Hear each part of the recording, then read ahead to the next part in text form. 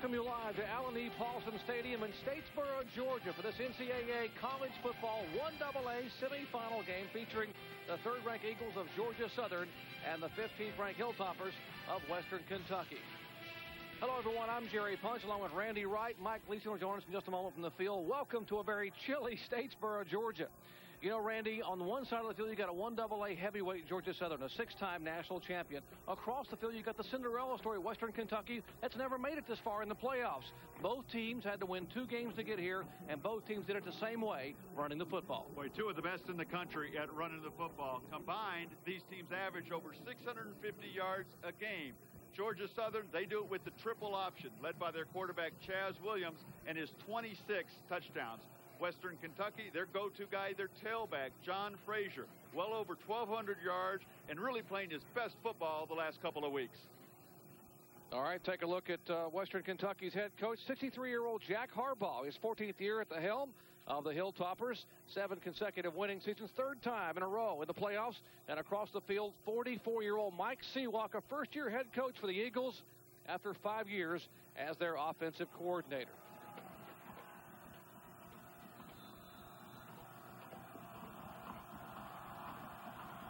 Set to kick it off for Georgia Southern is Scott Shelton, the senior out of Savannah, Georgia. And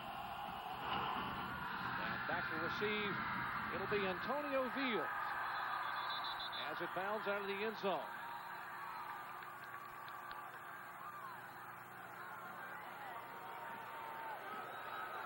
Take a look at the Hilltoppers field general. 5th-year senior transfer from Army quarterback Jason Michael leads the team with almost 2,000 yards of total offense.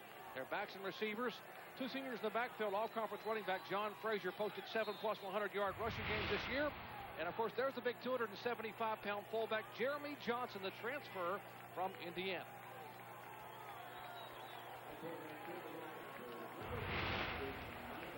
Georgia State won the toss, by the way, deferred to the second half, thus giving Western Kentucky the opening possession here in this one. Inside handoff, big opening up front, almost to the 30-yard line. Gain of 9. Take a look at the Hilltoppers offensive line, one of the largest in 1AA, averaging 6'3", 301 pounds, led by 2-time All-American left guard Chris Price. Freddie Pesqueda anchors a very active defensive front, leads his team in both sacks and tackles behind the line of scrimmage.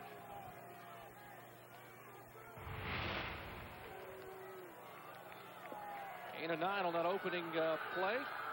Talked about the massive size of this Western Kentucky offensive front and a fairly small defensive front.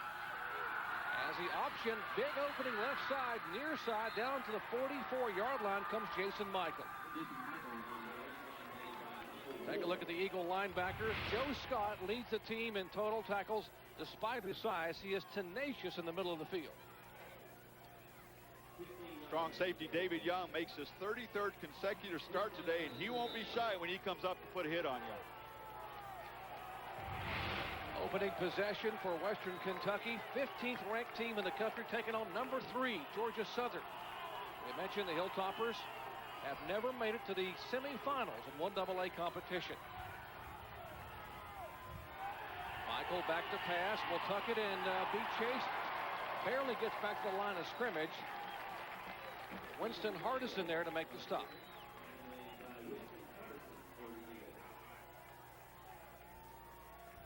And just a reminder, coming up momentarily, part of the country will be headed down to Lake Charles, Louisiana, where Mark Malone and Rod Gilmore will have the other semifinal game.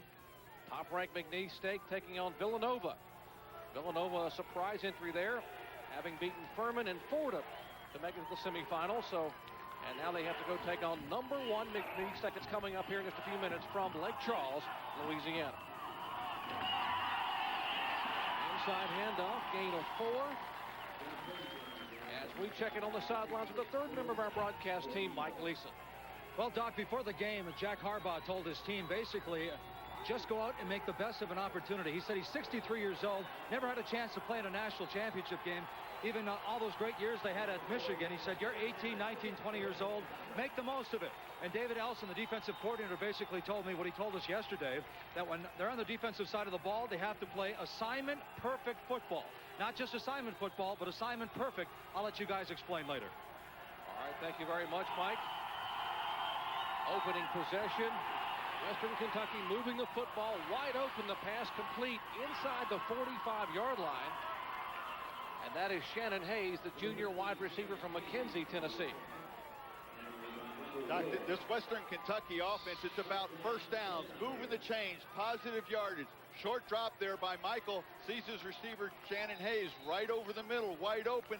Get him the ball early, let him turn up the field, move the sticks. Not negative plays. First downs, positive yards. That's what this offense is all about.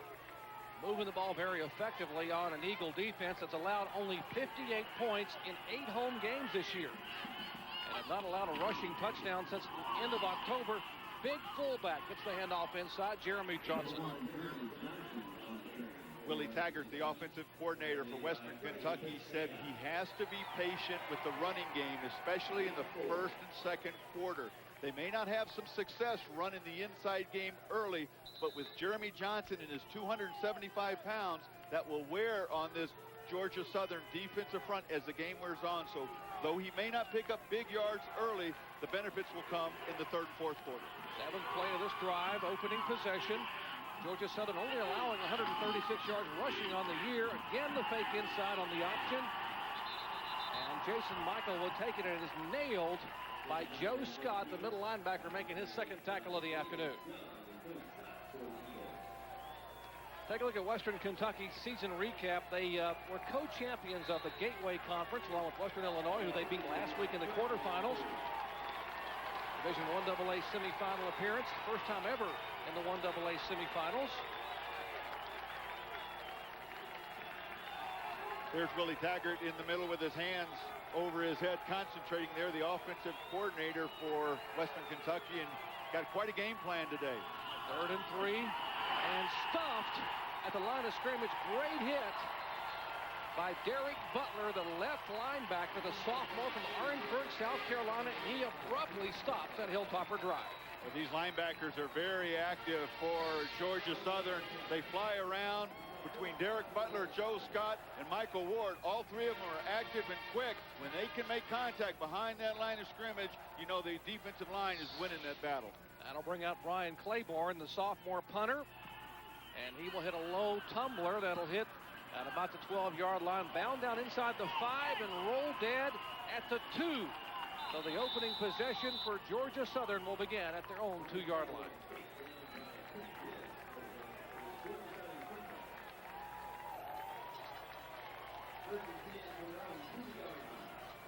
All right, opening possession for Georgia Southern. They are led by a record-setting redshirt sophomore quarterback Chaz Williams out of Apopka, Florida, who set a Division I AA season record for rushing touchdowns by a quarterback with 26. Their backs and receivers, redshirt freshman Jermaine Austin, 1,288 yards rushing, earned him Southern Conference Freshman of the Year accolades.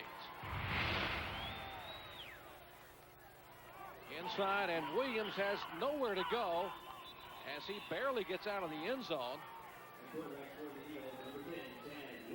Take a look at the offensive line. For Georgia Southern, all-conference senior center Charles Clark won the Jacobs Blocking Trophy. Indicates he's the best in the Southern Conference as an offensive lineman. Defensive end Patrick Reynolds will be glued to fullback Jermaine Austin all day long, trying to shut down that first step in that option.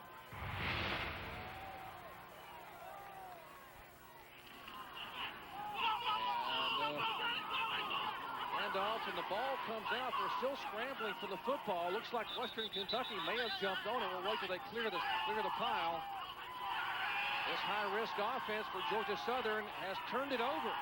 Only 4 turnovers in 2 playoff games thus far this year. As the Hilltoppers will dance off, Carl Maslowski recovers the fumble, his 4th of the year.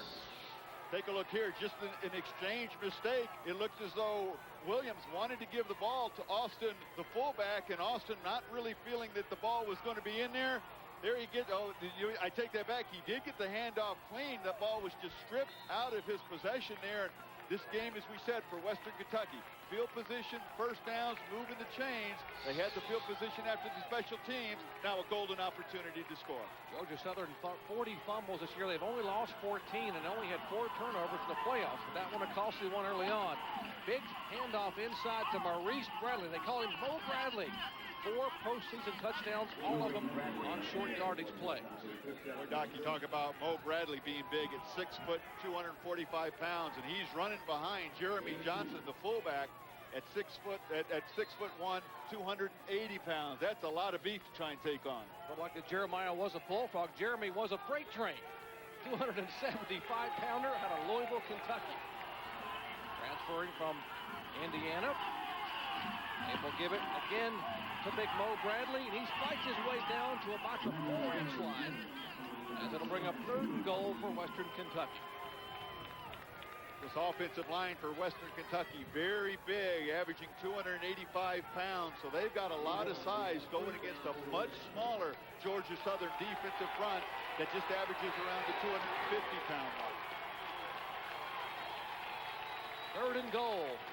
And the fans of Georgia Southern trying to rally their defense. Remember, they have not given up a rushing touchdown in 5 football games. October 26th, the last time the guys in blue have given up a touchdown on the ground. But they're 4 inches away from giving up one here on 3rd down. Hand off to the halfback, and he will come over. That is John Frazier, the senior from Central City, Kentucky. And Western Kentucky is on the board.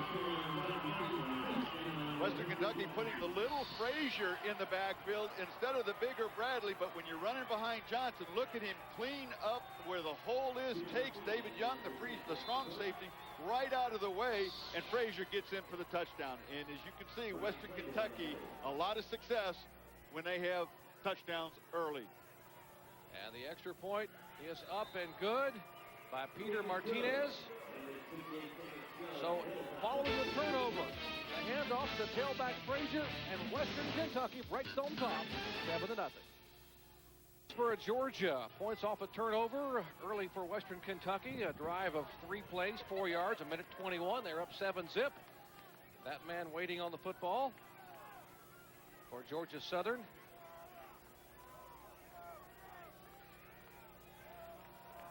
Carl Kearney deep as Peter Martinez will tee it up.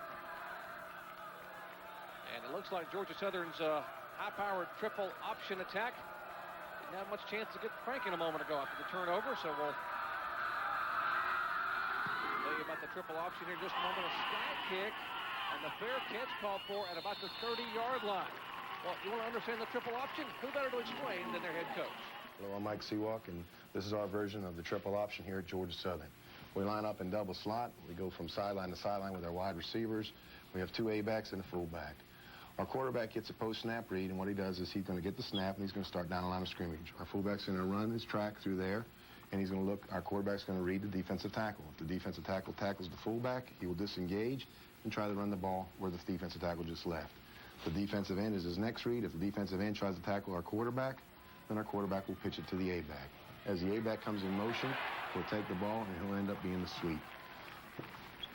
What happens to you is you get to run the dive with your fullback, you get to run the off-tackle play with your quarterback, and you get to run the sweep with the A-back.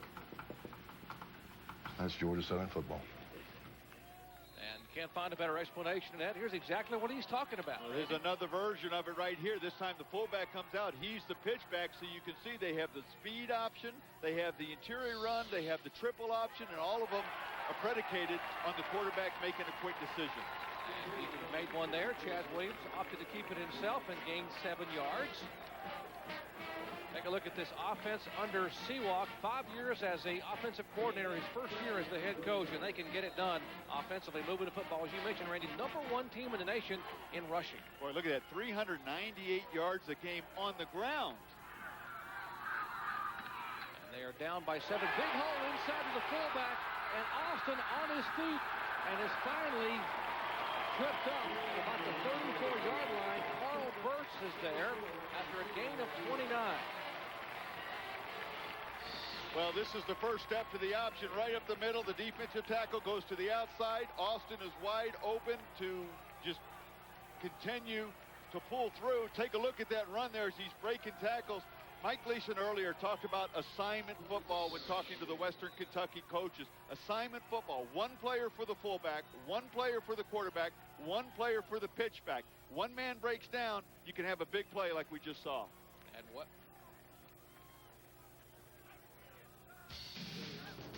Well, tonight ESPN has the Heisman Trophy presentation presented by Wendy's. It could be the most wide-open race in Heisman history as Ken Dorsey, Willis McGahee of Miami, Carson Palmer of USC, Larry Johnson of Penn State, and Brad Banks of Iowa have a shot at the most prestigious award in college football.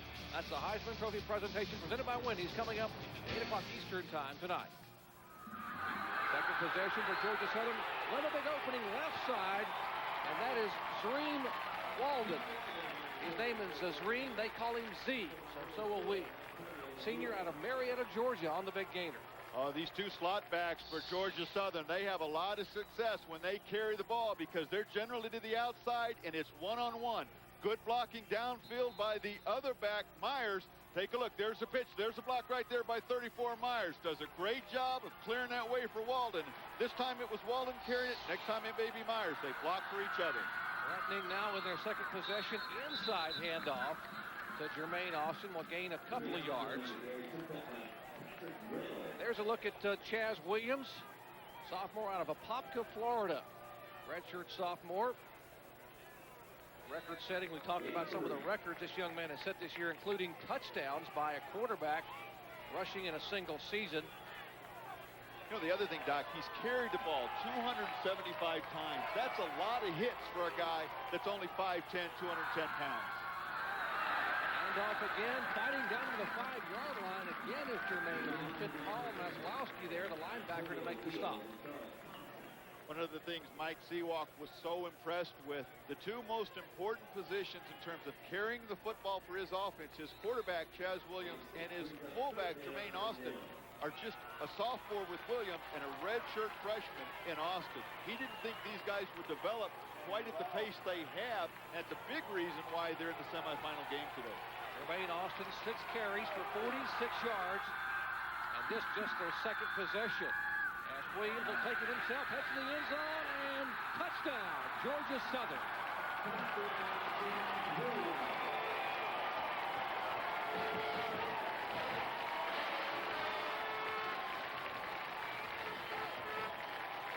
Talked about the backs blocking downfield for each other. This is just a quarterback sweep, a designed carry by the quarterback the whole way. As he came out, he had a couple of backs in front of him, read those blocks well, got himself into the end zone. And good football teams answer when they are scored on, and Georgia Southern just drove the length of the field. And with the extra point being good, we've got a tied football game here in Statesboro, Georgia. 5 minutes to go in the first quarter. We are 7-up. Western Kentucky and Georgia Southern. Stadium in Statesboro, Georgia. We are all knotted up at 7 apiece here with just less than 5 minutes to go in the first quarter. Scoring drive, 8 plays, 70 yards, 3 minutes and 2 seconds. And Williams, a 3-yard,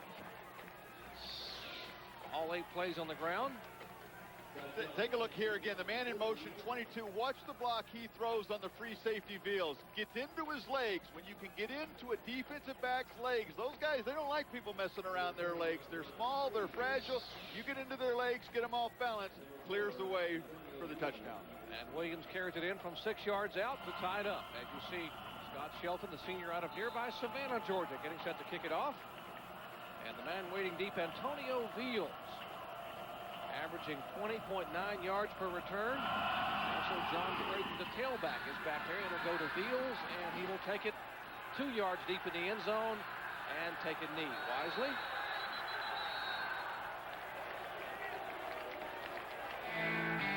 In 1954, Paul Bear Bryant took 115 football players into the drought-ridden desert of Junction, Texas. Only 35 would survive to play for him.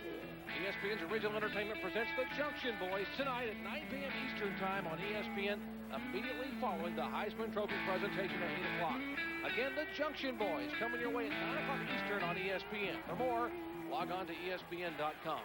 And I cannot wait to see that. I've heard so many things about people who have seen previews that say it is absolutely outstanding. Inside handoff, big opening for John Frazier, the tailback, gain of 6.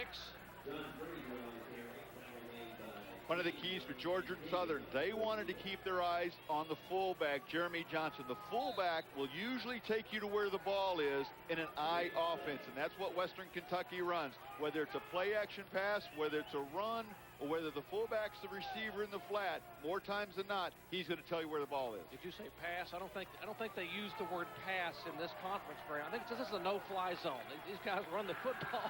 The only thing flying here today are the birds. 90% of the time on the ground, and here we go again. The toss to the tailback. Great defensive effort over there as Michael Ward, the right linebacker, there to slow up Frazier. Boy, you called it, Doc. Michael Ward, great speed, good anticipation, gets to the outside. He's been banged up a little bit. He's healthy now and back in there, and what a nice play to recognize that and to beat Frazier to the point of attack. There's David Young, also the strong safety, who's the enforcer back there in the secondary. Third and a couple of yards. We'll see if the Eagle defense can bow their necks and possibly put a stop on Western Kentucky. Bill Toppers 2 of 3 on third down conversions.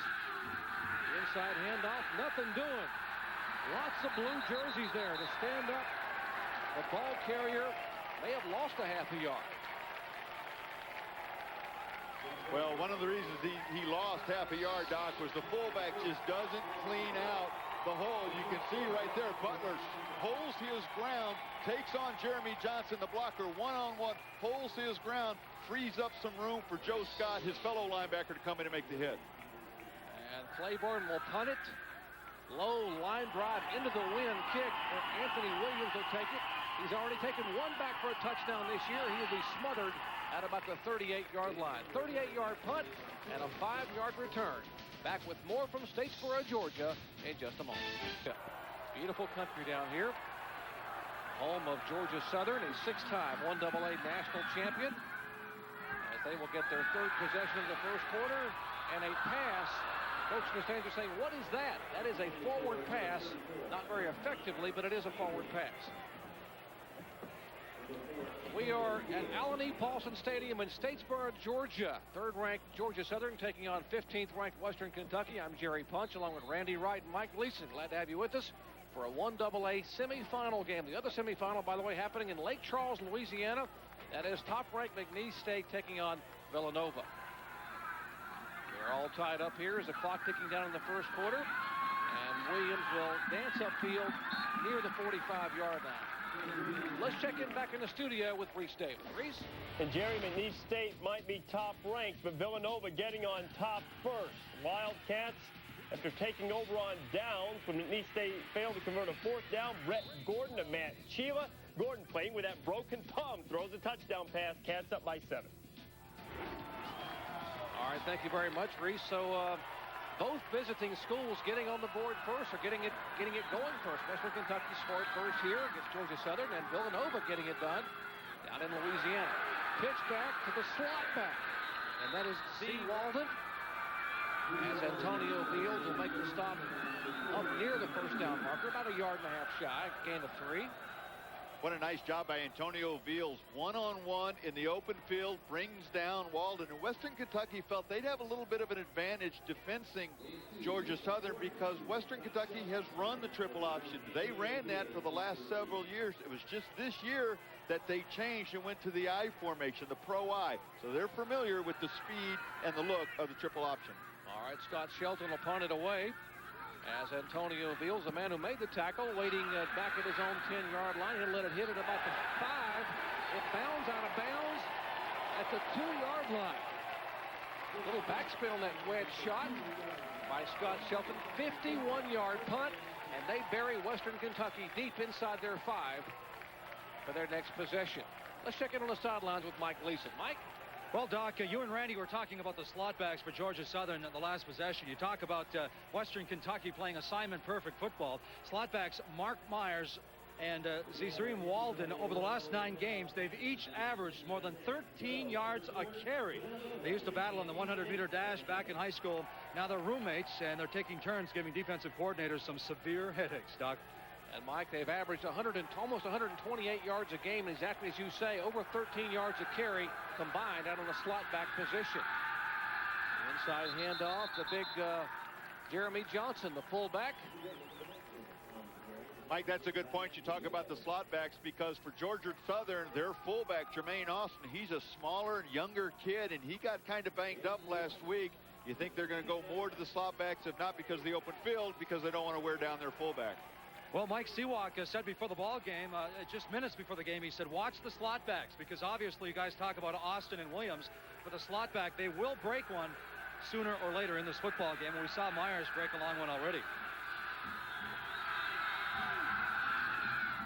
Kentucky on offense, 2 tight ends inside. Jeremy Johnson, as big as a tight end, or bigger than most tight ends, he gets the handoff, and Derek Butler there to make the stop. Not just a threat in the running game, but Jeremy Johnson is the second leading receiver on this team with 19 catches coming out of the backfield. They'll try and put him into the flat, get him the ball in the pass game as well. Well, that was the final play of the first quarter, and appropriately in a 1AA semifinal game, you got 2 pretty evenly matched teams. We are all knotted up at 7 apiece. Western Kentucky struck first after a turnover, and Georgia Southern retaliated with their full-length field drive to tie it up 7 apiece. The Eagles prepared to fly when we come back to Statesboro, Georgia in just a moment. Statesboro, Georgia, it's Georgia Southern 7 and the Hilltoppers of Western Kentucky 7. Moments ago, we saw the nice punt by Scott Shelton of Georgia Southern. You know, guys, it's a good thing he doubles as a place kicker. Back in '99, pressing the duty as a redshirt freshman, he averaged 43 yards a kick, which would have been second best in the conference, except he only had 16 punts. So playing like an explosive football team like this, guys, the young man never gets a chance to get on the field and punt the football. Let's go back upstairs. All right, thank you very much, Mike. The long run there by Frazier. And exactly what we had talked about, Randy. 2 very evenly matched football teams in this 1AA semifinal game. The high-risk Georgia Southern offense turns it over early, giving Western Kentucky an easy touchdown. Yeah, both defenses in unfamiliar territory, giving up a touchdown in the first quarter, but things have settled down and they're playing a little more relaxed, and we've seen the defenses trying to stingy up a little bit here. 135 rushing yards combined in the first quarter. And we mentioned both these teams run the football, so the clock runs very, very quickly. Second play of the second quarter. Back to pass. Has a receiver upfield, and a great catch by Casey Rooney, the former quarterback who was moved to wide receiver, the junior, out of Sioux City, Iowa. Well, we don't see this often, but it's a nice ball thrown by Michael. Rooney has to adjust backwards, makes a beautiful one-handed catch. It was actually pretty good coverage. Ball was thrown a little bit behind, but look at the concentration, and what a great job of hand-eye coordination holding on to that ball. Looking at Jack Harbaugh, 14 years the head coach at Western Kentucky. What a job he has done there with the Hilltoppers. 7 consecutive winning seasons. Trying to spin out of the grass is the running back, John Frazier, and David Young, the strong safety, up to wrap him up. Take a look at the first quarter stats. We mentioned the rushing yards. No surprise there, 133. 10 passing yards for the Hilltoppers, and the turnover, the big turnover, deep in their own territory on the 4-yard line for Georgia Southern in their very first possession. And big for Western Kentucky, Doc. When you get a turnover like that, that kind of golden opportunity, they capitalized on it. They didn't flounder it. They got the ball into the end zone. Western Kentucky has about a 60-pound advantage in their offensive line over the smaller and maybe quicker defensive front for Georgia Southern. Trying to take advantage of that offensive advantage, and now back to throw again. Receiver upfield, and another great catch by Casey Rooney, as now the flags will fly as Rooney makes the catch. Well, Doc, I think this may be for taunting or unsportsmanlike after the catch. Might have been on Rooney, who got up after making a pretty circus catch, and Jack Harbaugh grabs Rooney as he comes off the field and starts talking to the young man. Well, after some of the incidents that happened last week, he's not going to put up with any of that. after the play, unsportsmanlike conduct on the offense. 15-yard penalty from the end of the run, first down. And Ross Smith, our referee out of the Southland Conference, exactly as you said, Randy, that cost them some yardage, very costly. Well, you take a look. It's a great throw here by Jason Michael, taking advantage with the change in the quarter. They now have the wind at their back. Another beautiful catch by Rooney, but boy, totally unnecessary with the taunting afterwards. As you take a look, happy to make the play. Referee thought that was a little bit uncalled for and tags him for 15. And boy, that's a huge 15-yard penalty when your team gets a couple of big plays and gets some momentum now. They say anything you do to draw attention to yourself, aside from a minimal celebration. So they are 3 for 3 throwing the football for almost 70 yards. Inside handoff. Again, Frazier behind that big offensive line, rumbling down near the 20-yard line.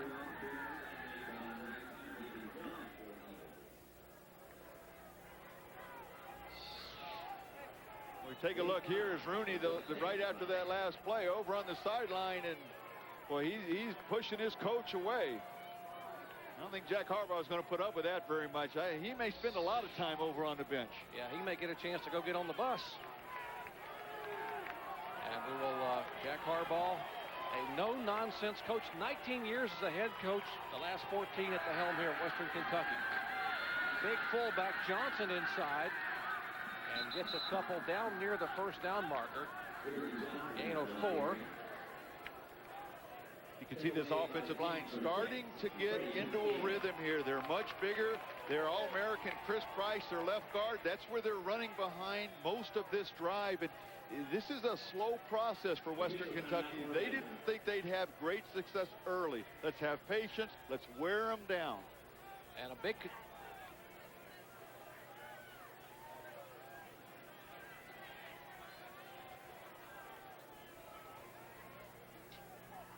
Back at Allen E. Paulson Stadium in Statesboro, Georgia. Early second quarter. We are all knotted up here, 7 apiece. Georgia Southern and Western Kentucky in this 1AA semifinal game. Turnover early on in the opening possession by Georgia Southern gave Western Kentucky an easy touchdown from 4 yards away. And the Eagles retaliated with a 70-yard drive over 8 plays to knot it up at 7 apiece here early in the second quarter. Doc, one of the things Western Kentucky wanted to make sure they did is withstand the early emotional high that Georgia Southern was going to be on. If they did that, they felt they could keep it close till the third, fourth quarter. Inside handoff. Johnson will not get anywhere. And the reason that Western Kentucky is able to threaten now is because of a long completion a moment ago. Jason Michael to Casey Rooney. Rooney had gotten behind the defender. A 59-yard completion. Watch Rooney make the catch, but then he makes a very tough mistake. Watch this. The showboating and taunting cost him some yardage. Comes to the sidelines and then shoves the coach. And that may cost him a chance to play here much of the rest of the day. Well, I'm sure Jack Harbaugh is so aware with what happened last week and the suspensions and the altercations after the game. He's not going to put up with any of that this week. 2nd and 9 for the Hilltoppers. Inside and up, tailback, big hole inside the 10-yard line. Goes John Frazier, the senior out of Central City, Kentucky. Huge hole for Frazier to run through right behind his big fullback, number 1, Jeremy Johnson. Watch the block. Takes on Joe Scott. Just knocks his head backwards. You got a big body running in front of you. When you open up a hole like that, it makes it easy to run for John Frazier. Randy, we might mention that Western Kentucky has banged up. They lost 2 offensive linemen in the fourth quarter last week in the quarterfinal game at Western Illinois. Big Buster Ashley, the first team all-conference tackle, not playing today. And Derek Forster, the 4-year starter at right guard, not playing. They've moved the center, Daniel Withrow, to tackle. Ravelette goes to center. And Richard Gervais, one of the backup guards, moves to right guard. So they have a rebuilt right side of their offensive line, but moving the ball very effectively. And even with that rebuilt offensive line, Jack Harbaugh told us that's still the strength of our team. These guys are still where we feel we have the best chance to succeed. 11th play of the drive. There's a look at Casey Rooney. We'd had some rumblings that he may have been ousted from the game. That is not the case. He will be back in the football game after he calms down a little bit. Mike Gleason reporting from the sidelines. Checking on that. Thank you, Michael.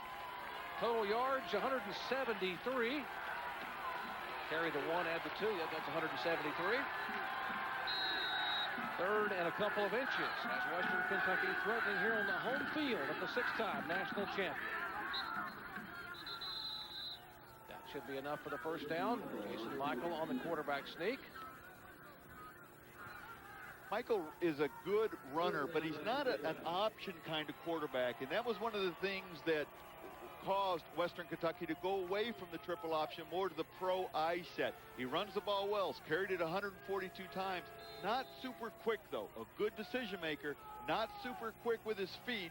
So when they do run it, they tend to give it more to the backs. He picks up his carries and yards with outside running plays, sweeps, things like that. Michael transferred from Army, redshirted Army in 1998. Came to actually start 7 games by virtue of an injury to the starting quarterback at Western Kentucky. Won 6 of those 7. And then because he was not an option quarterback, they brought in some junior college quarterbacks for a couple of years. And Jason Michael sat and waited his turn. He basically played on special teams, was a personal protector. And then this past spring, Jack Harbaugh and company said, you know what, Jason, you've been patient, you persevered. It's your turn to run the offense if you hang on to the job. And indeed he did. And what a leader he has been as a 5th-year senior. Jason Michael now trying to put the Hilltoppers on the board here in the 2nd quarter. Handoff and great stop of John Frazier by Deshaun Jude, the right end. Boy, there were a couple of blue jerseys around there. Joe Scott was in from his linebacker position, and not much room there for Frazier to run through. This is where this defensive front has really been strong, is when you get down here by the goal line, they're so quick and things tighten up. The offensive line shortens down their splits. Everything gets a little tighter, a little harder to get to.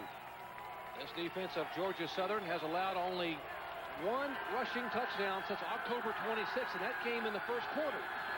Western Kentucky, if they can keep them from getting 2. 3rd and goal, the pitch, the tailback, and he will dive into the end zone. That is John Frazier as the Hilltoppers score again. Another great block by Jeremy Johnson. He gets out in front of Frazier, blocks one man. The next man for Georgia Southern over pursues.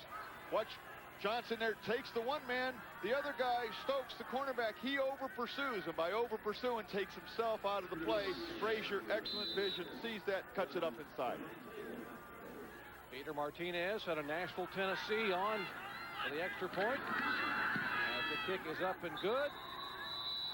And Western Kentucky with a pretty impressive drive. Doing it through the air mostly with a long pass as the Hilltoppers go up 14-7 here in the 2nd quarter. Stadium in Statesboro, Georgia. I'm Jerry Punch along with Randy Wright, Mike Gleason here. 1AA semifinal game. A 14-play, 98-yard drive. Taking up 7 minutes and 11 seconds has put Western Kentucky back on top here, 14-7. As Peter Martinez, a senior out of Nashville, Tennessee, will tee it up. Doc, you go back and look at that drive. Western Kentucky's success, so the touchdown came on the ground. 2 big pass plays. When one team can do both, run and throw, you open up so many things. If one of these teams has the ability to go multi-dimensional pass and run, it's Western Kentucky.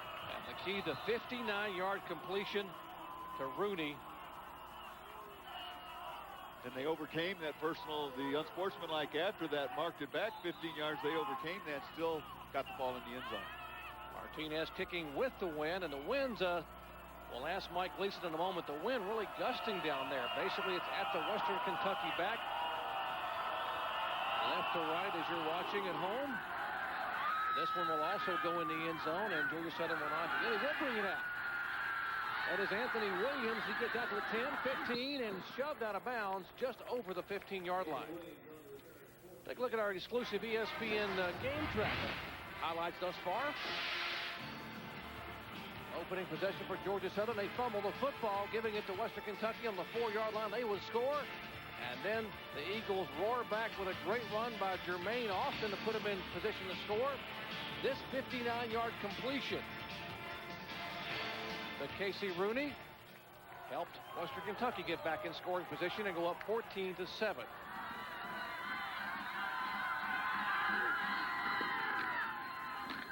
Option, nowhere to go whatsoever for Chaz Williams. Charles Thompson, the leading tackler there to make the stop and gain maybe a half a yard.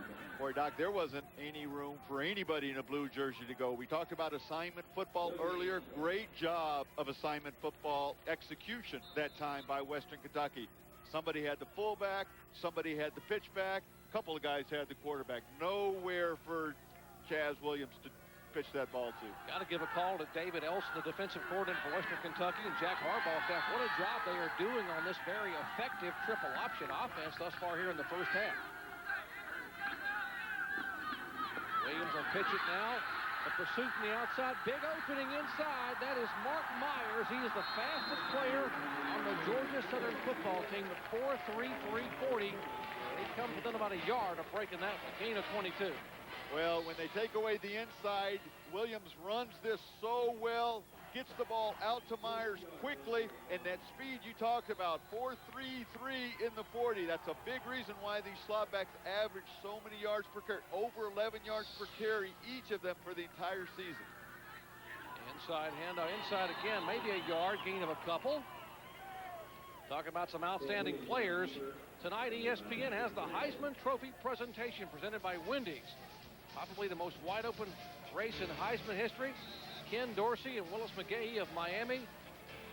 Carson Palmer of USC. Take a look at some of the stats. Palmer, 3,639 yards. Brad Banks out of Iowa. Willis McGahee. Larry Johnson, only the 9th rusher in major college football to go over 2,000 yards in a season. Who will win the Heisman? Coming up at 8 o'clock tonight. Well, sometimes that Heisman race is wide open because maybe in years past nobody's deserved it. Here, I think you've got all qualified recipients of that. You could give it to any one of the 5 and be satisfied and happy with who would win it. Mike Seawalk making some adjustments, able to run the ball in the perimeter some.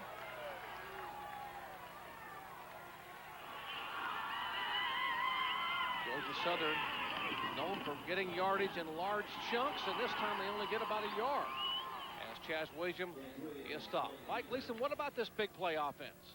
Well, Doc, Georgia Southern says what constitutes a big play offense is anything 20 yards or more. They've had 74 of those plays this year, 23 resulting in touchdowns. That comes out to about 5.7 big plays per game. Western Kentucky said before the ball game they were hoping to keep that to 3, possibly 4, and they should be okay. Thank you, Mike. And Chaz Williams leads all of the Eagle players with 12 big plays himself. Rushing plays on the year.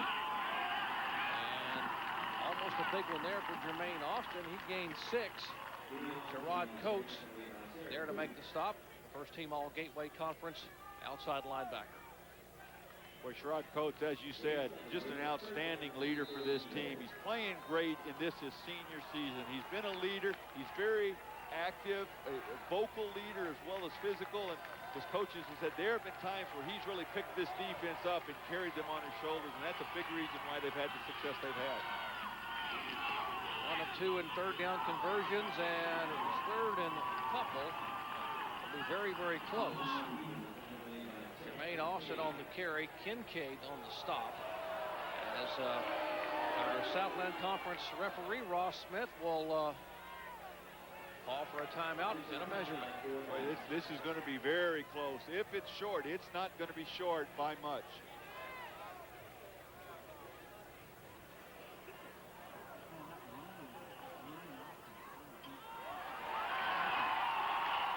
It is indeed a first down.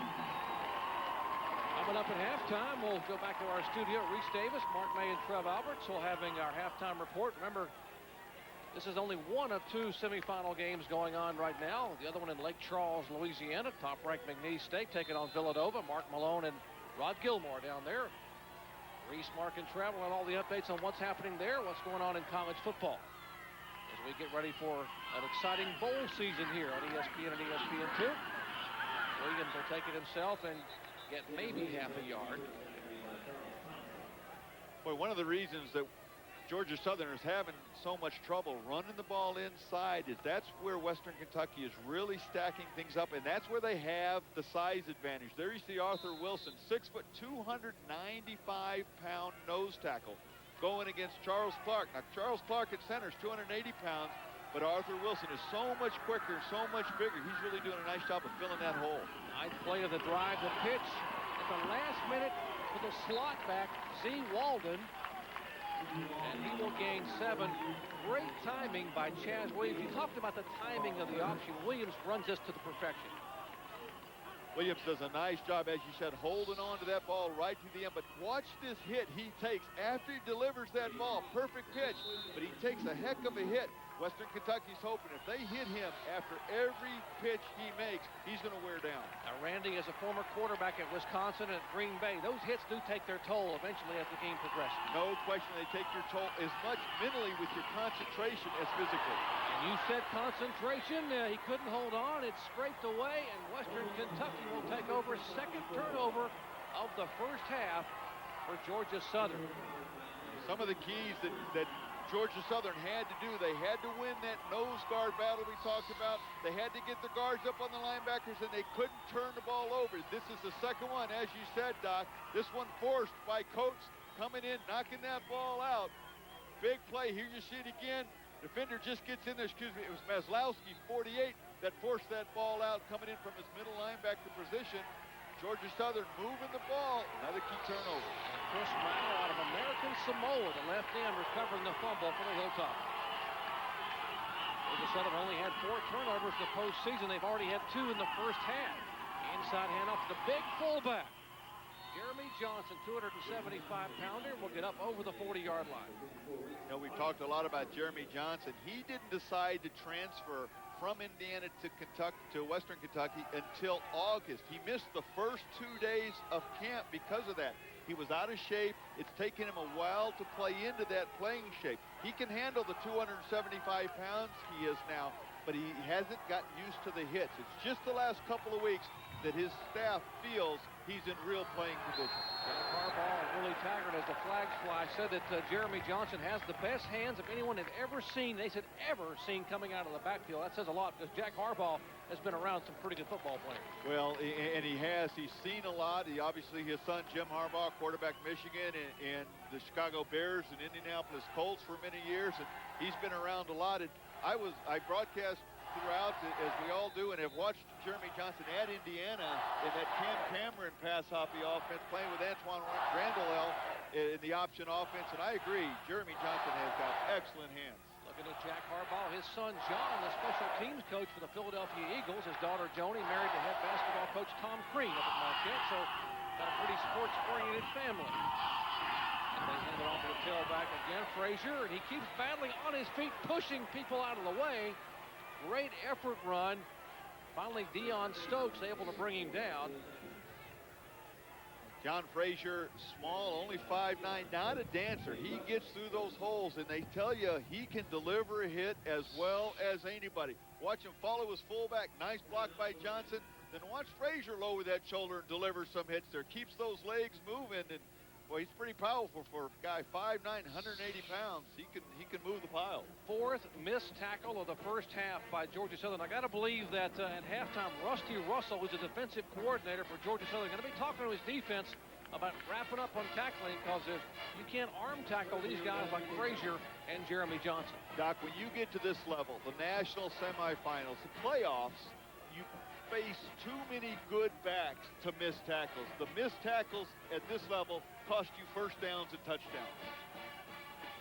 That brings up a 3rd and less than a yard for that man's team out there, Jack Harbaugh. They are 5 of 7 today on 3rd down conversions. 53% in the postseason is Western Kentucky on 3rd downs. High formation, the quarterback will just follow that big center, Eric Ravelette, and have the first down. Lee Corso would love that play. Anytime you're less than a yard, Lee is screaming quarterback sneak, you know, and obviously for many years that is the play of choice. Well, it certainly is the safe play, and when you've got a center like Eric Ravelette, 310 pounds, going against a defensive line that's averaging 250 pounds, 4 times a night, you're going to win. Eric Ravelette making his start here as a 5th-year senior, never started before, but has played a lot. His coaches had a lot of confidence he could step up today and handle the call to duty. He's played a good first half. Very quick first half, a lot of rushing, a lot of running on the football here. And thus the clock is running very quickly here. 14-7, Western Kentucky up. And again, they will hand it off to the tailback. And as quick as Georgia Southern is defensively, you're not going to get much when you try to dance to the outside. David Young making his 5th tackle here in the first half. Now, that's a good point. You're not going to get a lot. If you don't hit the point of attack full speed, that's when the hole is going to be open. And this Georgia Southern defense, good feet, good quickness, they're going to close that hole pretty quickly if you're not running full speed. You know, coaches talked about John Frazier, number 21 there. He was a running back in 1999 when he came in, played 9 games, was moved to wing back and wide receiver for the 2000 and 2001 season. Back to tailback this year, and in game 4, he really stepped up against Youngstown State, had 112 yards. They knew he had found a home back in the backfield. Pass complete outside to Shannon Hayes, and he will dance up down near the 40-yard line. Let's check in back in the studio with Reese Davis. Reese? All right, Doc, Brett Gordon from Villanova, courageous playing with that broken thumb, but he dropped a ball earlier that resulted in a turnover for Villanova, and then you wonder about that one too. Picked off by a Shield Fairchild, and the junior from St. Gabriel is going to take it to the house for the Cowboys, and McNeese State is tied up Villanova at 7. And so thank you, Reese. They got a great one going on down in Lake Charles, Louisiana. We've got a good one here at Paulson Stadium in Statesboro, Georgia. 14-7, Western Kentucky, the underdog, the Cinderella team, if you will, trying to add points here before halftime. And that pass low and bounces up toward the intended receiver, Shannon Hayes. Jason Michael trying to throw the ball downfield to Jerome Reeves. Georgia Southern not fooled by it. Michael had to come off and threw a poor pass to his backup, his secondary receiver. But we've seen here in this first half, when Western Kentucky has the wind at their back, they'll throw the ball more. Georgia Southern, it doesn't matter. They're just going to run the option. There have been only 6 passes thrown the entire first half. These teams have combined for 48 running plays. 2nd and 10 for the Hilltoppers. Michael will take it, fake the pitch, and be chased out of bounds up near down near about the 32-yard line. Georgia Southern doesn't feel that Michael can beat them if he has to run. When Western Kentucky runs the option, they're going to make him keep the ball, make him take the hits. So far, he's done a pretty nice job, though. Jason Michael said it's a dream come true, being able to play, possibly play for a national championship. They have never been this far. We're talking about Western Kentucky. The 6th time they've ever been in the Division I AA playoffs, they have never gotten the semifinal game. And they play on the home turf here in Statesboro of the 6-time national champion Georgia Southern Eagles, and getting it done here in the first half. They don't look intimidated at all. 3rd and a yard, and stood up behind the line of scrimmage. That is Deshaun Jude, who is a backup right in. He may not be a backup long with plays like that. His 5th tackle here in the first half. Boy, watch this surge the defensive line gets. Stands up those white jerseys, pushes them backwards, and as you said, Deshaun Jude does a nice job of bringing back the back. Gets penetration across the line of scrimmage. It's going to be a decision now on 4th down from the 32-yard line. Too far for the field goal. It's only about a yard and a half. I think they'll go for it. Well, Jack Harbaugh knows that you don't leave much on the bus when you play in these playoff games. Single elimination. The winner of this game will head to Chattanooga, Tennessee next Friday for the 1AA title game. And Harbaugh will take a break and think it over, as we will as well. Back with more from Statesboro in just a moment. 44 yards coming against Murray State in the opening round of the playoffs. The kick is up, and it's long enough, and it is good. With the win, a new career long for Peter Martinez. 49 yards away, and now Western Kentucky up by 10 over Georgia Southern here as the first half is just 29 seconds away. Stadium in Statesboro, Georgia. A 49-yard field goal kick by Peter Martinez. A career long puts the Hilltoppers of Western Kentucky up by 10. They are dancing over on the Western Kentucky sidelines as they are enjoying their first ever trip to the semifinals here in NCAA Division I AA competition. You take a look, 10 points off of the turnovers, the 2 fumbles that they've recovered, although one of those drives was just 4 yards off of that one. That one was a much longer drive. That kick, 44, had been his long. 49, it would have been good for another 5 or 10 yards. And he will kick it deep to Anthony Williams, who has already returned 1 for a touchdown this year. And he will take a knee in the end zone. And the final 27 seconds of the first half coming up here for Georgia Southern's final first half possession. While Western Kentucky is 9-0 this year when they lead at halftime, they are up by 10 right now. 9 seconds away from halftime here at Statesboro, Georgia. There are the 6 national championship banners flying for Georgia Southern. This man has never made it to the national title game, and with the effort they have in the first half, they certainly have a great shot today. Up by 10, Jack Harbaugh's club, 17-7. And the final seconds will click away as they hand it off inside to Jermaine Austin.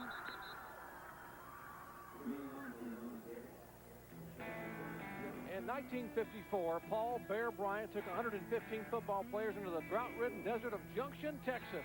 Only 35 would survive to play for him. ESPN's original entertainment presents the Junction Boys coming up tonight at 9 p.m. Eastern Time on ESPN. That should be a great show. Can't wait to see that one. That should be outstanding. And that'll do it in the first half as Western Kentucky is 9-0 when leading at halftime. And the Hilltoppers getting it done here in the first half at Statesboro, Georgia. Now let's go back to the studio where Reese Davis is standing by with Mark and Trent. Top of Georgia Southern by 10. You know, the story goes that years ago when Irk Russell was the coach at Georgia Southern, that the Hilltoppers came to town. They defiled Eagle Creek, the sacred waters. Georgia Southern and Western Kentucky. Let's get you down to Statesboro and the football doctor, Jerry Punch. Thanks, Reese and guys. We are set back in Statesboro, Georgia. Big surprise here. 15th ranked Hilltoppers up by 10 over the 3rd-ranked Eagles of Georgia Southern. Peter Martinez out of Nashville will kick it off. The very dangerous Anthony Williams, who has already taken one back this year, 93 yards against Appalachian State. Williams in his own end zone. And he is nailed at about the 12-yard line. And Randy, got to be a big surprise in the first half. Not only the fact that Western Kentucky is up by 10, but the fact that they've moved the ball easily, got over 200 yards of total offense against a very good defense for Georgia Southern. Well, surprised, yes, but when you have 2 teams that run as well as these two, the one that controls the line of scrimmage is going to win the game, and Western Kentucky's dominated the line. And Western Kentucky also throwing the ball effectively. I'd like to have been a fly on that man's locker room wall, Mike Seawalk, a moment ago. Jack Harbaugh doing a great job. Great job in the first half for the Hilltoppers as they will try. Whoa! They dropped the football. Almost the 3rd turnover of the game. And that's sort of been the story of what's happened here in the first half. As we show you what happened to Chaz Williams here a moment ago. Well, just loses control of that ball as that jersey, the guy in the white jersey, their defensive line just comes over and knocks it off. You take a look in the first half, it was turnovers. This, the second of the 2 turnovers, gives Western Kentucky excellent field position, and they've shut down Chaz Williams all day, controlled him, and when Western Kentucky has thrown the ball, they've thrown it with a lot of success, and that's been the difference. 4 completions for 78 yards. It's the Walden to see outside the slot back up near the 20-yard line. And that'll be shy of the first down. As we check in and find out exactly what Mike Seawalk had to say at halftime. Mike Gleason? Well, Doc, Mike Seawalk said their trademark is speed and execution. He said defensively they got to get to the football quicker and get more blue jerseys around the ball. Even offensively, they got to get to the corner and hit their seams quicker. But most importantly, stop putting the football on the ground, Doc. And that has hurt him. It's a high-risk offense. 40 times they fumbled the ball this year. 14 they've lost. Got to hold on to the football. This time the pitch to Kevin Davis, the backup slot back, and he will still be shy the first. Take a look at our first half stats. We told you Western Kentucky 204 yards total offense, 78 passing yards, 4 of 5 for Jason Michael. The big 38-yard one completion is the one that set him up for that go-ahead touchdown. Only 128 total yards for the high-powered triple option attack for Georgia Southern.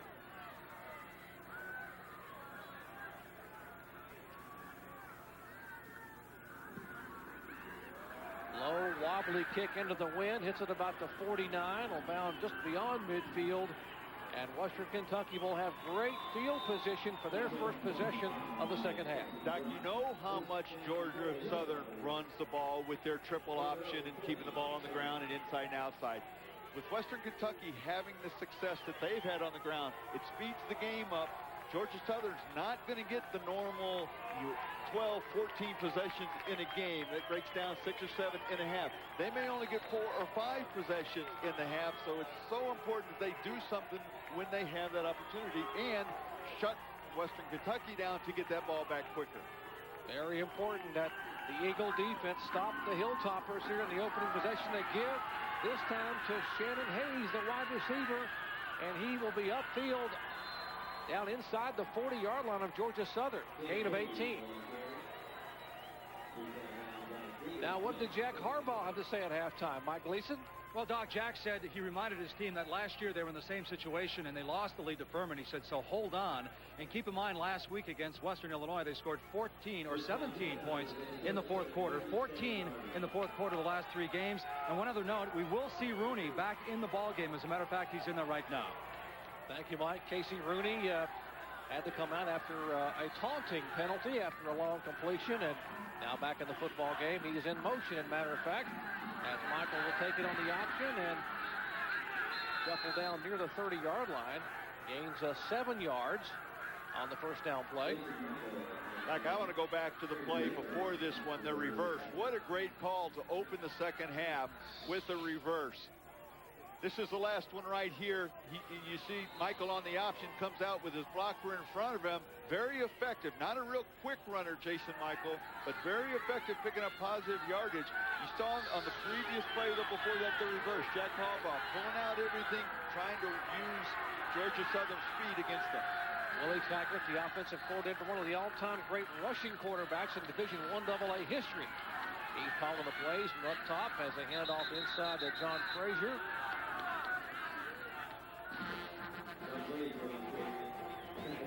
One of the big concerns this week, Randy, among the Georgia Southern coaching staff, was the size of this offensive line of Western Kentucky. They were able to hold up last week against Maine, but Mike Seawalk, who was an offensive lineman in college at Virginia, says, you know what, we're giving up 60 pounds a man. If they try to come out and match us, we're going to have to be very, very active up front. Well, one of the problems is they did hold up against Maine last week, but when you play big physical teams back-to-back, it really shows in that second game. Speaking of big and physical, how about Jeremy Johnson for a couple of yards? This is also where you're starting to see the fruits that were laid in the first half, the running the ball. When you didn't have early success, you have to have some patience. Willie Taggart, the offensive coordinator for Western Kentucky, wanted to stick with that run, use that 60-pound advantage that we were just talking about, wear down that Georgia Southern defense.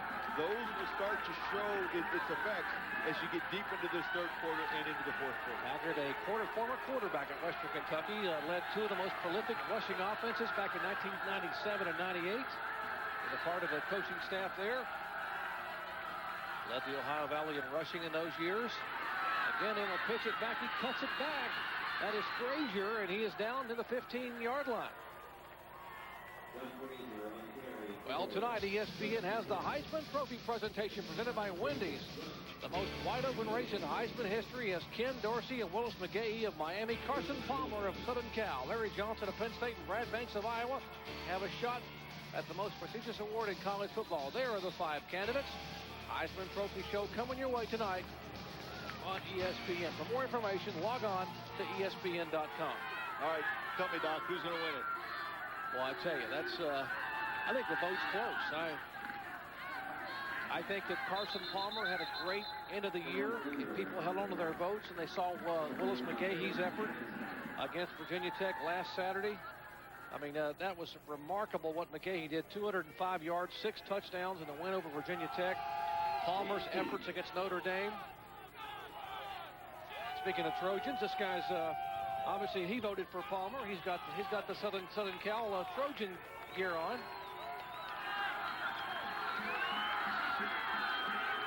Two tight ends in, Rufus Sanders and Matt Rogers.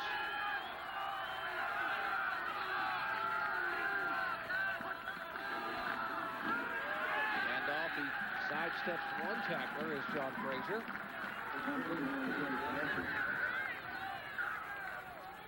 Nice job by Derek Butler, the weak side linebacker for Georgia Southern. He didn't get credit for the tackle, but as you said, sidestepped the one tackle. That was Derek Butler that was in there and caused Frazier to have to change his course that he wanted to run on.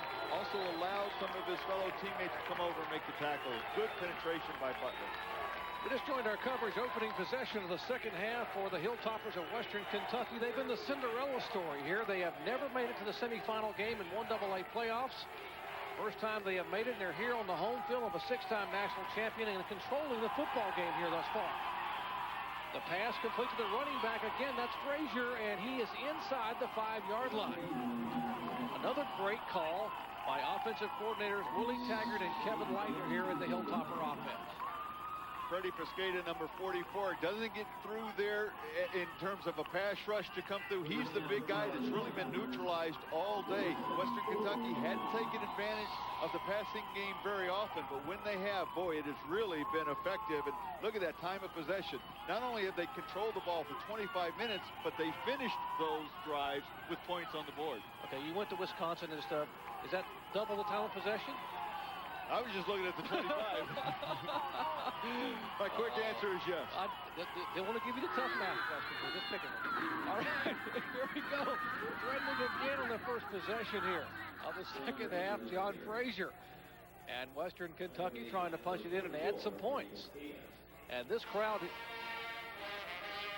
here has got to be quiet, and they got to be a little bit shocked at what they're seeing here. Well, it's very unfamiliar. There's Freddie Pesqueda. We talked about him. He's the All-American, the go-to guy in this defensive front. Leads this team in tackles for losses. In fact, 17 tackles for losses.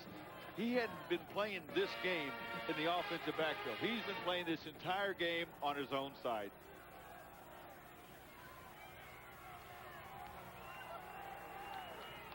And we welcome those of you who have been watching the game in Lake Charles with McNeese State and Villanova. We are here in Statesboro, Georgia, where Western Kentucky is threatening in their opening possession here of the second half. They led by 10 at halftime, 17-7. 1AA semifinal game, 15th ranked Western Kentucky, sort of the Cinderella story here in the 1AA playoffs. They have never made it to the semifinals. Jack Harbaugh, their 14-year head coach, getting in this far. I'm Jerry Punch along with Randy Wright and Mike Gleason. Glad to have you join us here in Statesboro, Georgia at Alan E. Paulson Stadium. This is where that big fullback like Jeremy Johnson, 280 pounds, really helps you out. Tight ends, 11th play of this opening drive of the second half, and shoving his way in, Jason Michael. Still no signal, yes, touchdown for Western Kentucky. What a drive by Western Kentucky to start this second half. They start the half on defense, hold Georgia Southern to a 3-and-out, get good field position, start with a reverse, picks up big yards, and then just grinds the ball down the field against the Georgia Southern offense or defense that hasn't had that happen often this year. Good line surge there, and as it has all day, open up some holes for those backs to go through. Now, they only needed half a yard there, and it didn't take much for Jason Michael to sneak over. Well, the kick by Martinez is good, and Mike Seawalk for Georgia Southern has to go back to the drawing board, trying to rally his troops as they are down 24-7 here in the third quarter. Day here in Statesboro, Georgia, temperatures in the mid-40s, dropping down to the high 30s here in the afternoon. And getting chillier here for the homestanding Eagles as Western Kentucky punches it in 11 plays, 53 yards, 558. A 1-yard touchdown run to go up by 17 here early in the third quarter. So a tough one here for the homestanding Eagles. They've got to get something untracked offensively. Doc, we're getting to the point, if you're Georgia Southern, where you have to start thinking about putting the ball in the air a little bit more often. They haven't been able to run the full effect of the triple option because Western Kentucky's taken away the inside game. They need to pitch the ball to the outside, make their big plays that way, or start throwing the ball through the air. And again, the kick with the wind will bound out of the end zone. And Georgia Southern will have it on their own 20-yard line, down by 17 points. They have only trailed at halftime 3 times this year. Twice they lost. They were behind by halftime. They lost at Delaware and up to Wofford here at home. They came back and beat the Citadel. Back with more in just a moment. It's due west of Savannah, home of Division I AA six-time national champion Georgia Southern, as they are trying to get some offense. And the ball comes out, and looks like Western Kentucky. No, the official said it was on the ground and he was down. So the Southland Conference referee Ross Smith will say the running back Jermaine Austin was on the ground, and Georgia Southern will retain possession. Boy, take a look here at how Western Kentucky goes and tries to strip this ball out. Maslewski there gets his arm in there, strips it out. Now, it looked like Austin was down, but see if he's laying on top of the player, or if, well, we don't see from that angle, but I'm not sure if that knee actually got down. He was lying on top of the Western Kentucky player. Well, Georgia Southern got a break. They got a break there. Reaching in another possible fumble. This is the pitch to Z Walden, the slot back, and he is chased out up near the 23, gain of a yard. Randy, you mentioned that Georgia Southern needs to maybe consider throwing the football. Chaz Williams had been plagued with a little bit of a shoulder problem after the Wofford game when they lost to Wofford early in the year here, and was able to throw the ball the last couple of weeks, but still only 36 completions all year long for the sophomore quarterback. Yeah, if you're Mike Seawalk, you have to decide, what is my best opportunity to make the big play? Either throwing it or getting the ball to one of the backs on the outside. Well, he makes that completion. Perfect pass and a rifle shot upfield of Carl Kearney, a junior out of Griffin, Georgia. Well, when you look at Georgia Southern, Kearney is their second leading receiver with 8. Their top receiver, Derek Owens, is banged up and not in the game. So you have to go to your second leading receiver, who's only caught 8 balls. Now, with that kind of an offense that runs the ball so much, you look to get man-to-man coverage, so your matchups should be favorable.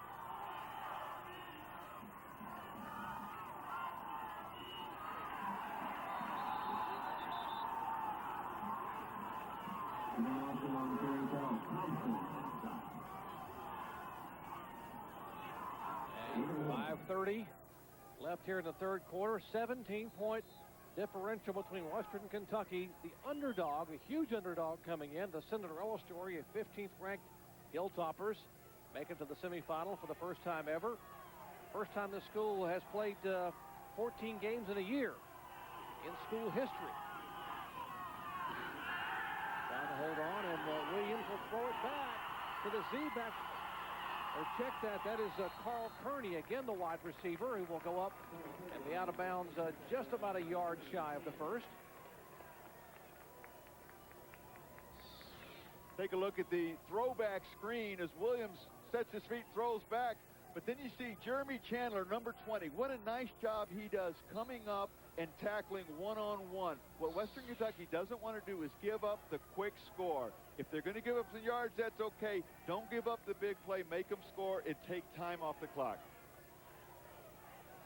Take a look. They have not thrown the ball very much in the postseason, only 4 times. But they're having to get it done now through the air. 3rd and a yard. After less than a yard, they will fake the handout, give it inside. They started to fake it to the fullback. Great read by Chaz Williams, and Jermaine Austin will have the first down. This is really where Western Kentucky needs to stay disciplined. They've been disciplined this entire game.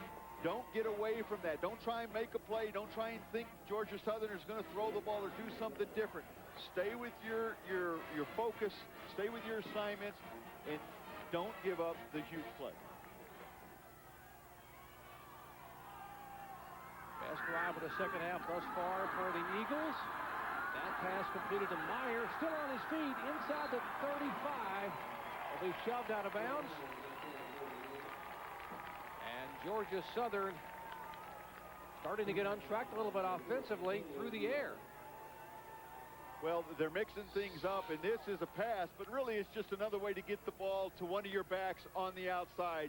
You see Walden there doing a nice job of blocking, and one thing you saw on this play you haven't seen a lot today is a missed tackle by a Western Kentucky defender. 1st and 10. There's a look at Myers out of Powder Springs, Georgia. Best game of the year for Myers, 141 yards rushing against Jacksonville State in the final regular season game of the year. Williams back to throw again, getting some pressure, has a receiver and can't get enough time to get it away. Well, Georgia Southern needs some luck, and they maybe have something that'll give them a little bit of luck. Right, Mike Gleason? That's right, Doc. This might look like a little creek or a drainage ditch to you, but it's known as the beautiful Eagle Creek. You see, Irk Russell, the pioneer of this program, the first coach, he wanted to make the best out of everything you have. He was trying to convey that thought to his players. So he went down, he scooped up some water. As you can see, some of the fans still do it. He brought the water to Northern Iowa in 1985, sprinkled it on the field. They won the game 40-33, and a tradition was born here. And, Doc, I'm told that some of the players actually jump in that creek and roll around for good luck. Mike, the water looks yummy. I thought you were going to jump in, Mike, and show us maybe how it works. We're waiting. No, they say there's some water moccasins in that little creek. Great report, Mike, on the luck of Eagle Creek as the luck starting to turn. So is momentum turning in favor now of Georgia Southern. Well, Georgia Southern is starting to have some success the way Western Kentucky did in the first half, and that is mixing the pass in with the run. Take a look at this quick pitch. Nice job by Williams getting that ball out there, then takes the hit after he throws the ball, but enough separation there for Davis. Good room. Nice job seeing where the hole is and picking up those positive yards. It's the mixture of both the run and the pass that has enabled both offenses to move the ball. 10th play of this offensive drive began on their own 20-yard line. Again, the pitch. This one to Austin. Has some running room. Cuts it outside 15, 10, 5, 3, 2, and he's down at the 2-yard line. Great effort by the redshirt freshman player of the year in the Southern Conference, Jermaine Austin. Well, we talk about how hard a runner Austin is, only 5'7". Again on this play, what we saw earlier, some missed tackles by Western Kentucky. Big hole, but right there, the missed tackles. When you have missed tackles, and you're giving up 5, 6, 10 extra yards close to your goal line, you never can make that up again. You've got to play option football one-on-one, bring the guy down one-on-one. Give a call to T.J. Anderson. A great block from his slot back position. Inside handoff. Austin to the goal line. And he will be stopped shy as Carl Maslowski there makes his 5th tackle of the day.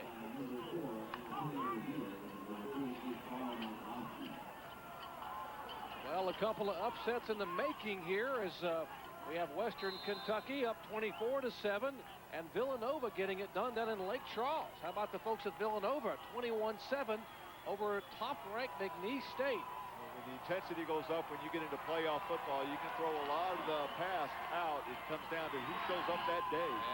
And they're signaling touchdown, but unfortunately the officials are not. As Chaz Williams tries to go across following his center, Charles Clark, the all-conference center. Patrick Reynolds, the big right end there to make the stop. Really important, Doc, that Georgia Southern gets this ball into the end zone. Here we're coming down to the end of the 3rd quarter. They're going into the wind. They're going to have the wind in the 4th quarter if they do need to throw the ball. So going into the wind, they got to get 7 here.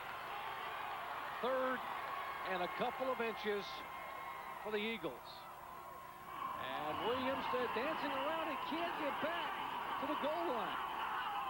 Great effort by Carl Maslowski, the right inside linebacker.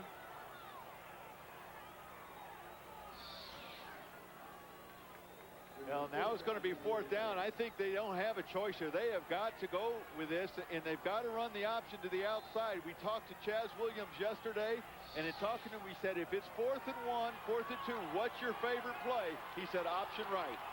All right, let's see if he calls his favorite play, 4th and goal. Here they go, option right, the pitch to Austin, and he will not get there. What an effort by Sherrod Coates, the senior out of Boynton Beach, Florida, the first team on Gateway Conference selection. And wow, efforts by Georgia Southern, they get shut out. What an effort by Western Kentucky's defense. Boy, as you said, Doc, just a great effort. They took Georgia Southern's best play twice and stuffed it. 14 plays, no points for Georgia Southern as Western Kentucky holds at the goal line.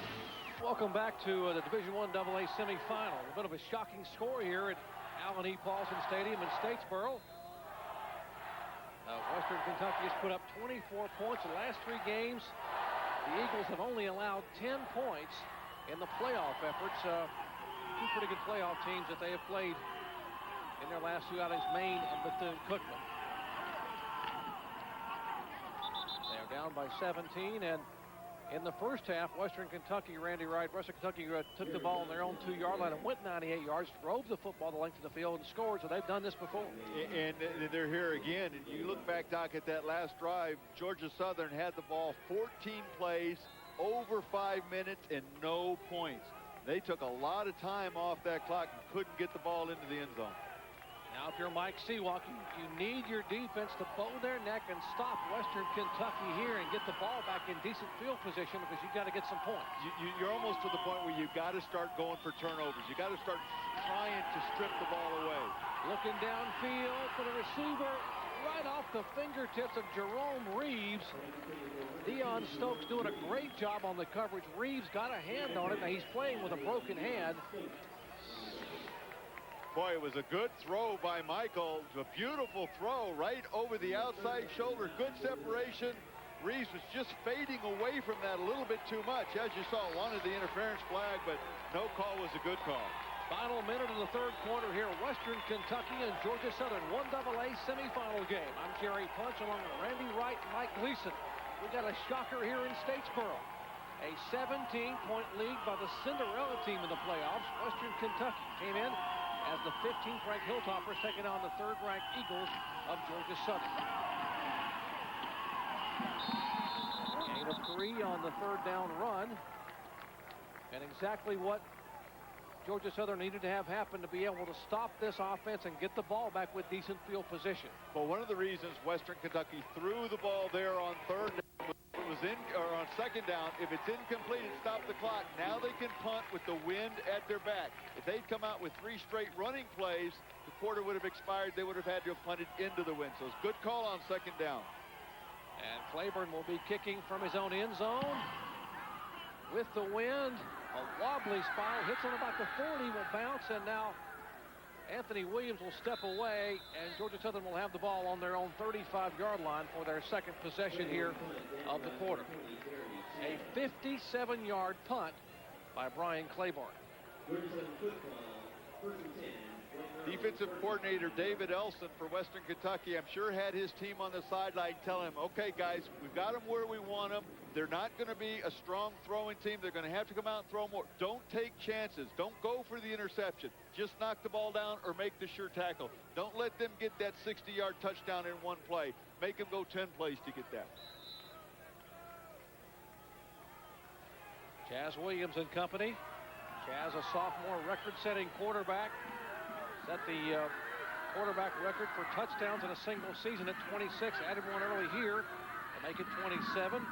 Has his team down by 17, and he stumbles after faking the handoff to the fullback. A little frustration there on Williams' part.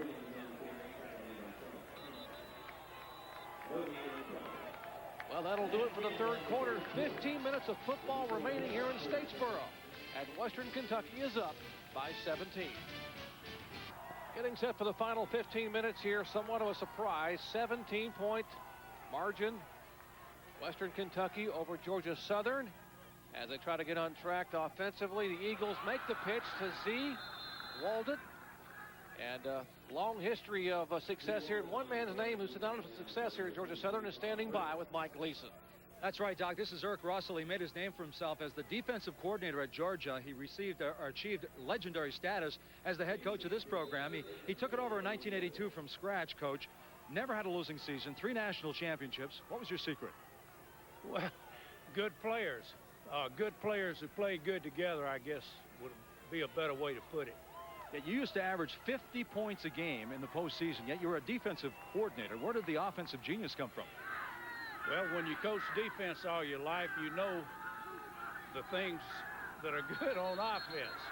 And we were determined to run an option, and we started running it then, and we've been running it ever since with pretty good success, I might say. Coach, do you think by chance they're running out of water from Eagle Creek here this afternoon? Maybe you should run and get some. Eagle Creek is pretty much dry. We need some good pass plays, good run plays, and everything will take care of itself. Don't give up now. Okay, thanks a lot, Coach. Eric Russell. And Doc, he earned 10 varsity letters at Auburn, the last 4-sport letterman in Auburn history. So, step aside, Bo Jackson, huh? How about that? In 8 years here at the helm of Georgia Southern, 83 wins, 79% winning percentage, and 3 national titles. Erk Russell definitely getting it done as the head man here from 82 to 89 in Statesboro, Georgia.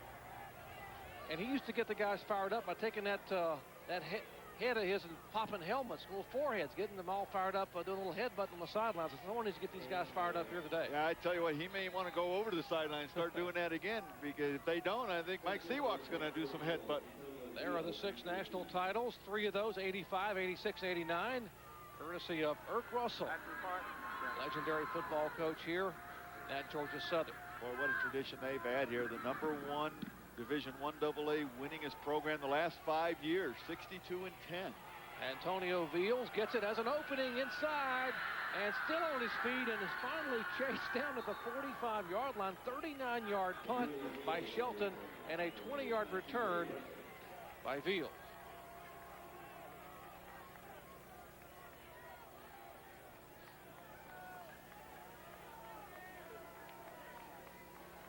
Well, we told you Erk Russell brought him a national title. Well, in 1985, the national championship game took place in Tacoma, Washington, December 21st of 85. Georgia Southern overcame a 22-point third-quarter deficit to Furman to claim the title. For Georgia Southern.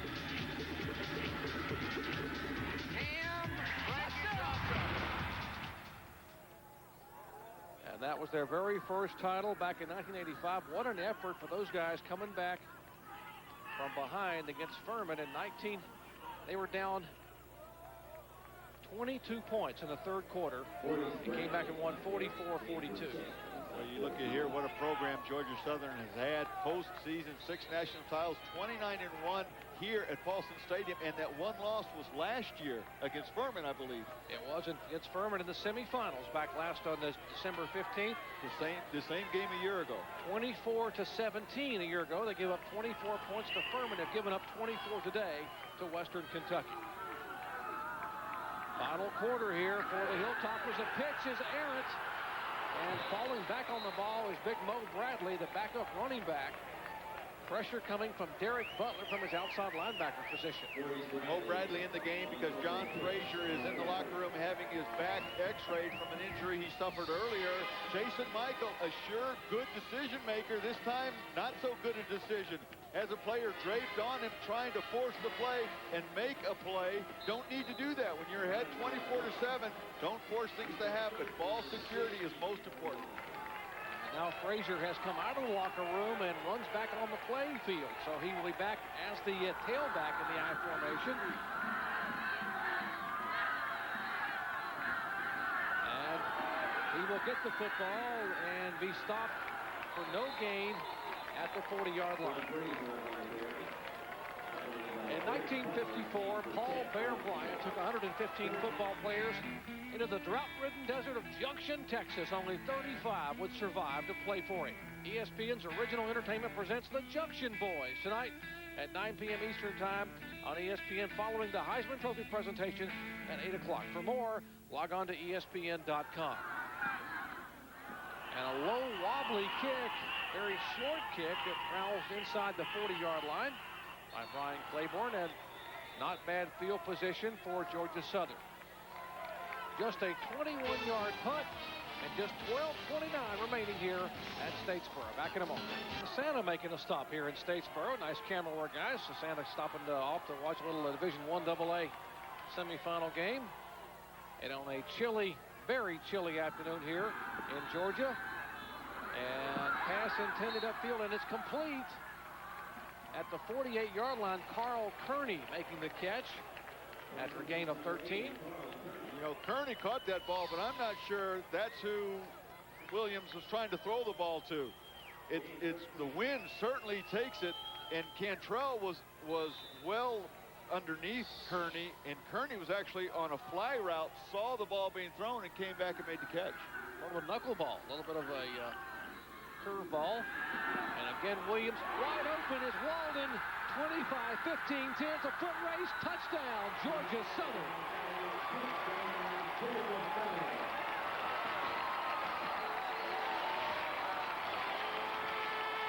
Boy, when you need the big play, get the ball in the hands of the players that can make that. Walden, the second leading receiver, super fast, just breaks right through a seam, and Williams does a nice job recognizing the defense, getting the ball to him quickly, and then just splits that seam right through the middle.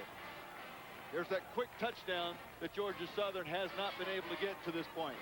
Scott Shelton trying to bring the margin to 10 points. The kick is up and good.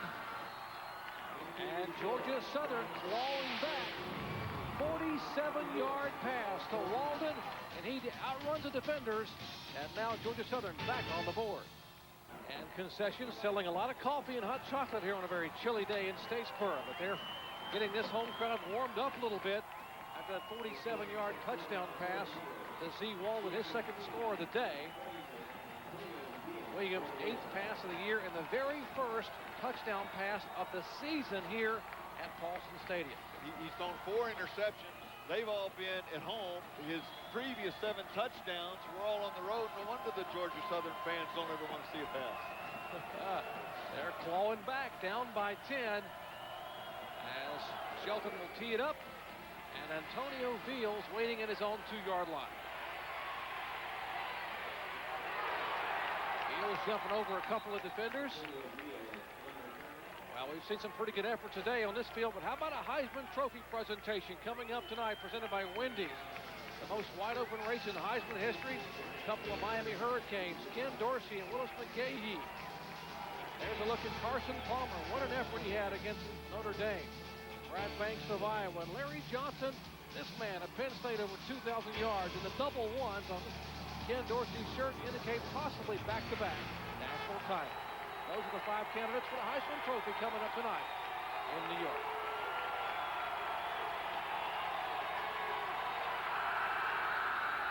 The Southern crowd making some noise now, trying to get their defense to make a stop, and they respond.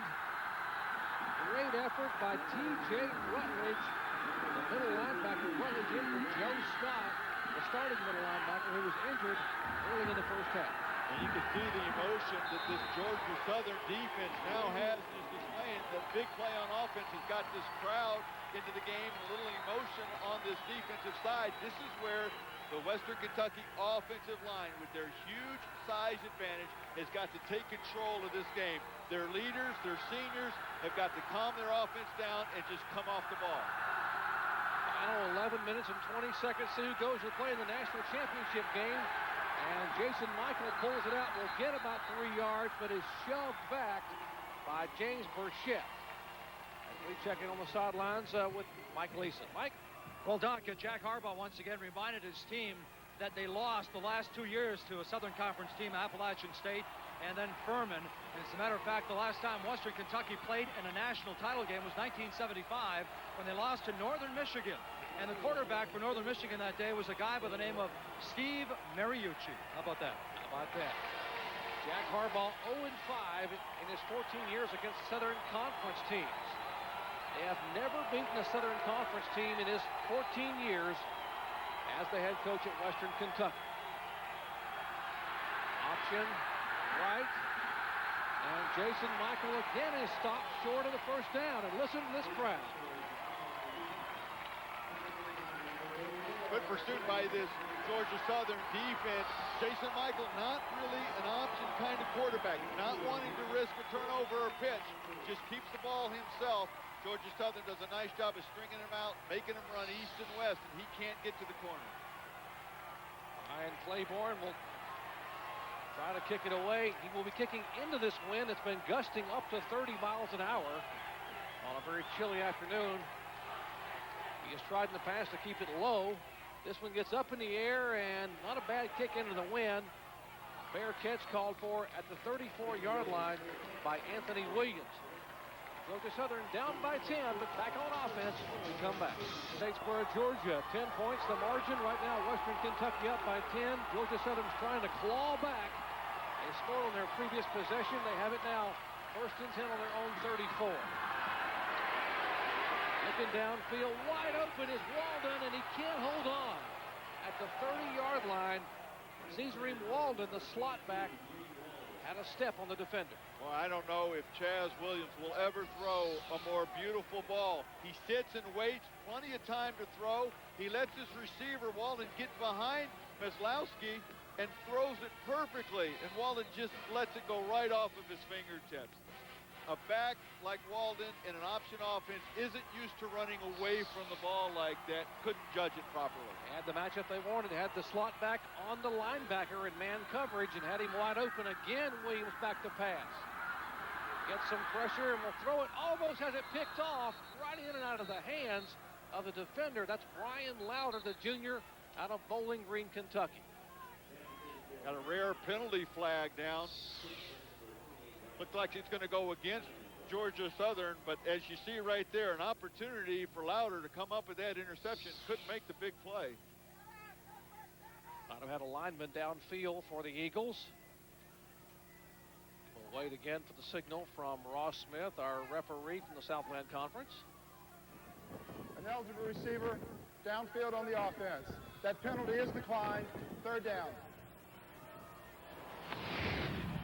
Well, it's been the passing offense that's gotten Georgia Southern back into the game. Kearney's been the go-to wide receiver with a couple of big catches, and then the big touchdown over the middle to Walden, the quick strike play. That was almost duplicated on the first play of this drive when Walden had hung onto the ball. Georgia Southern 4 of 9 in third down conversions today. They need this one. Getting some pressure is Williams.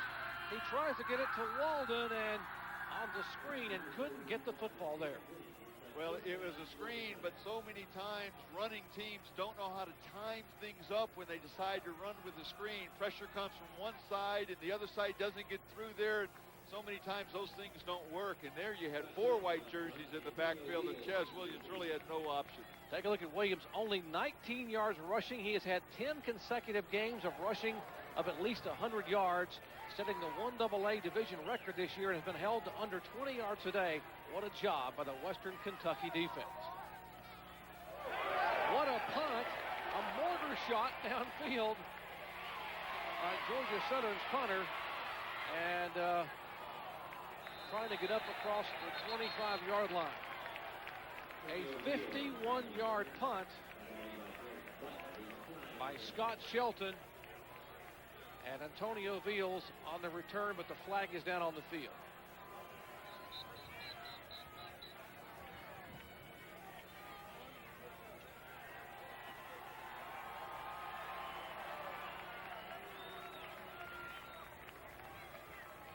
Have a block in the back on the receiving team. It'll cost Western Kentucky some yards.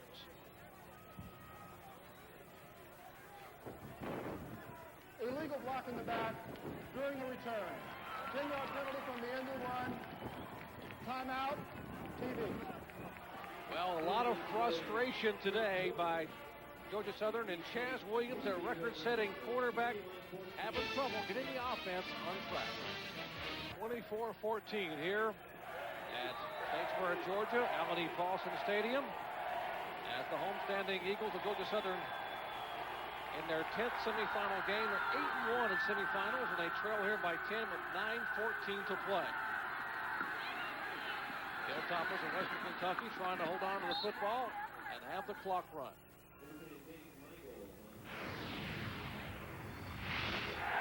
Western Kentucky's had some success when they've opened things up. They're a running team, but they've made their big plays today through the year, spreading things around, wide receivers, running backs, and yet when it came down to the goal line, they get behind that big offensive line, which has really, Doc, done a great job all day controlling the line of scrimmage. Oh, they have done a remarkable job. Western Kentucky, we mentioned the first time they've ever made it to the semifinal game, and they are about 8.5 minutes away from making their first trip to a national championship game in 1AA. They played twice for the national title in Division II. Ended up finishing runner-up both times. We talk about the great heritage of the Hilltopper football team. 1967 head coach was Jimmy Fox. On that team, as assistant coaches were a guy by the name of Jerry Glanville, who went on to coach pretty well, I think, in the NFL with Houston and Atlanta, and Joe Bugle, who coached at Phoenix and Oakland. So they've had a pretty good staff, and now Jack Harbaugh, what a job he has done as 14-year head coach of the Hilltoppers. And their tradition just starting. Take a look at that play clock. 13, 12, 10. If you're Jason Michael, you don't want to snap that ball till that gets right down to what? You're a senior, you keep your composure, you're aware of that clock. Let it get down to 2 seconds, 1 second every time. 8 of 14 in third down conversions. He's back to throw, and he will take the sack. And that is James Burchett, the junior from Richmond Hill, Georgia.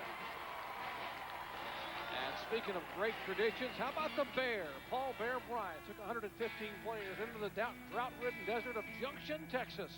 Only 35 would survive to play, but they would be players. ESPN's original entertainment presents the Junction Boy tonight at 9 o'clock Eastern Time. There's a look at Paul Bear Bryant's record. Talking about going from Texas A&M to Alabama, the reverse there just happened, didn't it? Dennis Francione with Alabama to A&M. That means Francione's next move must be to Kentucky then. He's reversing Paul Bear Bryant's tracks. Dennis Francione headed down to College Station, take over the Aggies after a couple of years, successful couple of years at Alabama.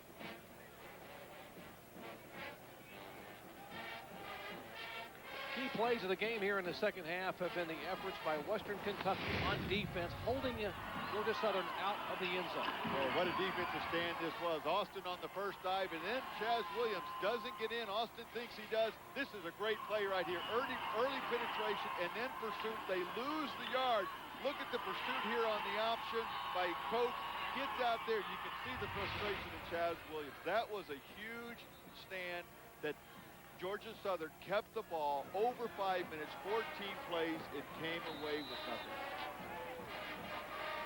Well, it's only a 10-point separation with 7.5 minutes to go. Let's take a look at the stats there. Turnovers, the big key there for Georgia Southern. The 2 turnovers, both eliciting points for Western Kentucky.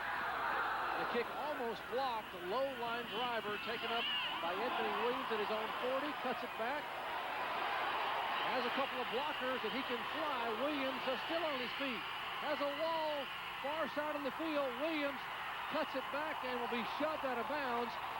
What an effort by Williams, Anthony Williams, on the return. A 40-yard punt, a 26-yard return by Williams, a senior out of Stone Mountain, Georgia. Georgia Southern is going for the block, so you wouldn't think you'd get a good return.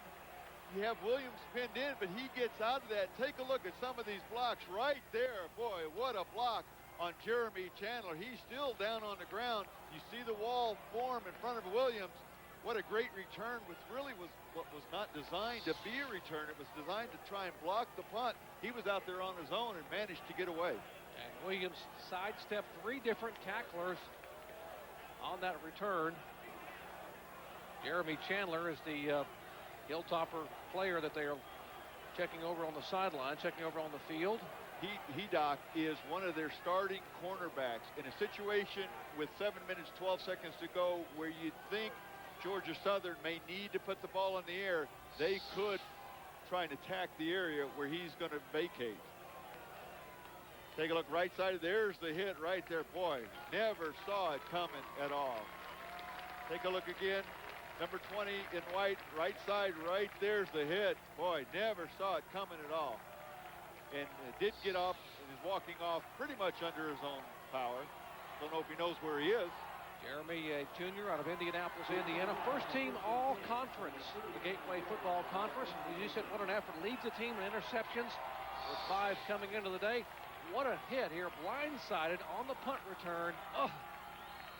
David Young, this starting strong safety. We talked about him earlier. He's not shy when it comes to it. He was the one that delivered that block.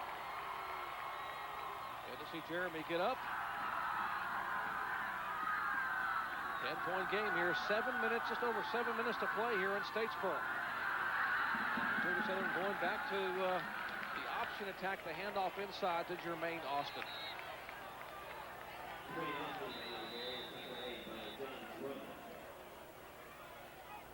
Take a look back at the punt return. You'll see Williams trying to direct his blockers out there. He gets around. Now he knows what he's got. He sees his blue jerseys in front of him. Trying to direct traffic, knowing where he wants to go. Boy, that was a nice return at a key time. Your big players have to make big plays, especially in games like this when you're down in the 4th quarter. That was a big one. Another player down on the field, that's Albert Turner, the sophomore left guard. from Rydell, Georgia, the transfer from Carson Newman, set out a year. And he was actually replacing Reggie Cordy, who had an MCL injury against Gardner Webb early in the year. So now they'll have to have someone, probably Chad Moat, come in and as they help Albert up. Take a look and see if we can pick up what happened to him. The left guard, number 73, generally is down in the knee area, and there you can see he kind of gets rolled up into his knees or ankles, so lower part of the body there, but seems to be coming off without too much assistance. I don't want to speculate on a knee or an ankle, but you saw the pile there, and it's basically his leg cut out from under him, and Chad Moat will go in to spell Albert Turner. With Georgia Southern having the ball here, they've got the ball on the 31-yard line, wind at their back. There's plenty of time. They don't need to force things to happen. They've got enough speed, quickness in that backfield to where they can get a big play. You don't need to really come out of the rhythm of what your offense is at this point.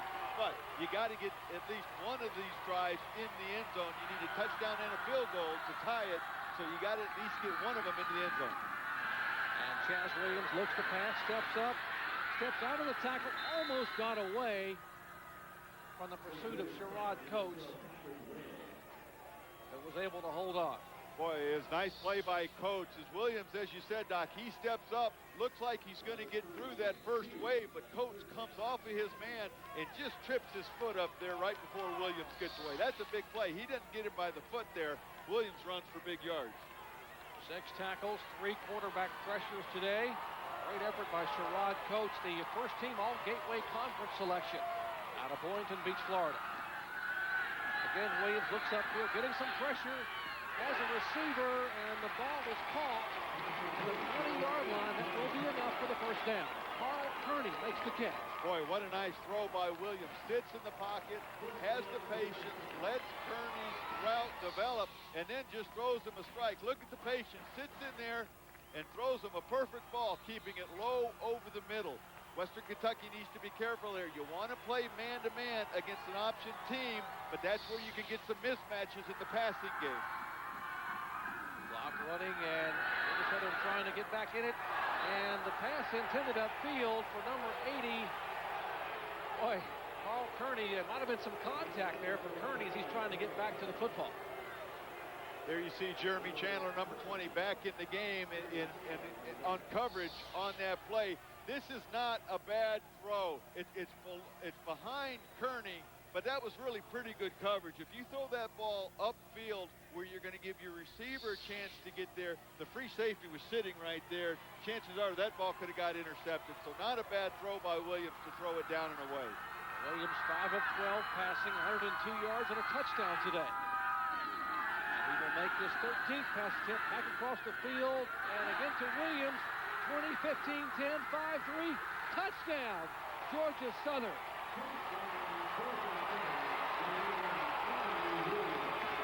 Talk about Western Kentucky wanting to play man-to-man against an option team to match up, but that hurts you in the passing game. There you see Jeremy Chandler on coverage, but you've got 2 linemen out there in front. It's a throwback screen. You got 2 linemen there in front. When you got 2 linemen trying to block some defensive backs, your offense is going to win every time. Williams does a nice job, shows some patience, lets the linemen get in front and pick up those blocks. Very well designed play and perfectly executed. 20-yard touchdown reception and run by Williams, the extra point. And we've got a 3-point football game here in Statesboro, Georgia, as the Eagles of Georgia Southern are climbing back. Back in just a moment. 3-point football game here in Statesboro, Georgia. Georgia Southern roaring back here with this 20-yard play. Look how Chaz Williams really sells the sweep to the other side. He's such a good runner. You have to respect his speed. He sprints out like that. You go there, but nothing but green grass and blue jerseys in front of Williams over on this side. Just gets into the end zone right before that ball. Boy, that ball was starting to come out by that hit there by Maslowski right before he got into the end zone. Fortunately, held onto it while he landed on the ground. John Shelton will tee it up. Final 5 minutes and 40 seconds here in the 4th quarter. If you just joined our coverage at halftime, it was 17-7. Western Kentucky up by 10. At the end of 3 quarters, Western Kentucky was up by 17, 24-7. And Now Georgia Southern has roared back with 2 consecutive scoring drives. That one 5 plays, 35 yards, a minute 30 seconds. There are 2 drops total, a minute 52 seconds for 14 points.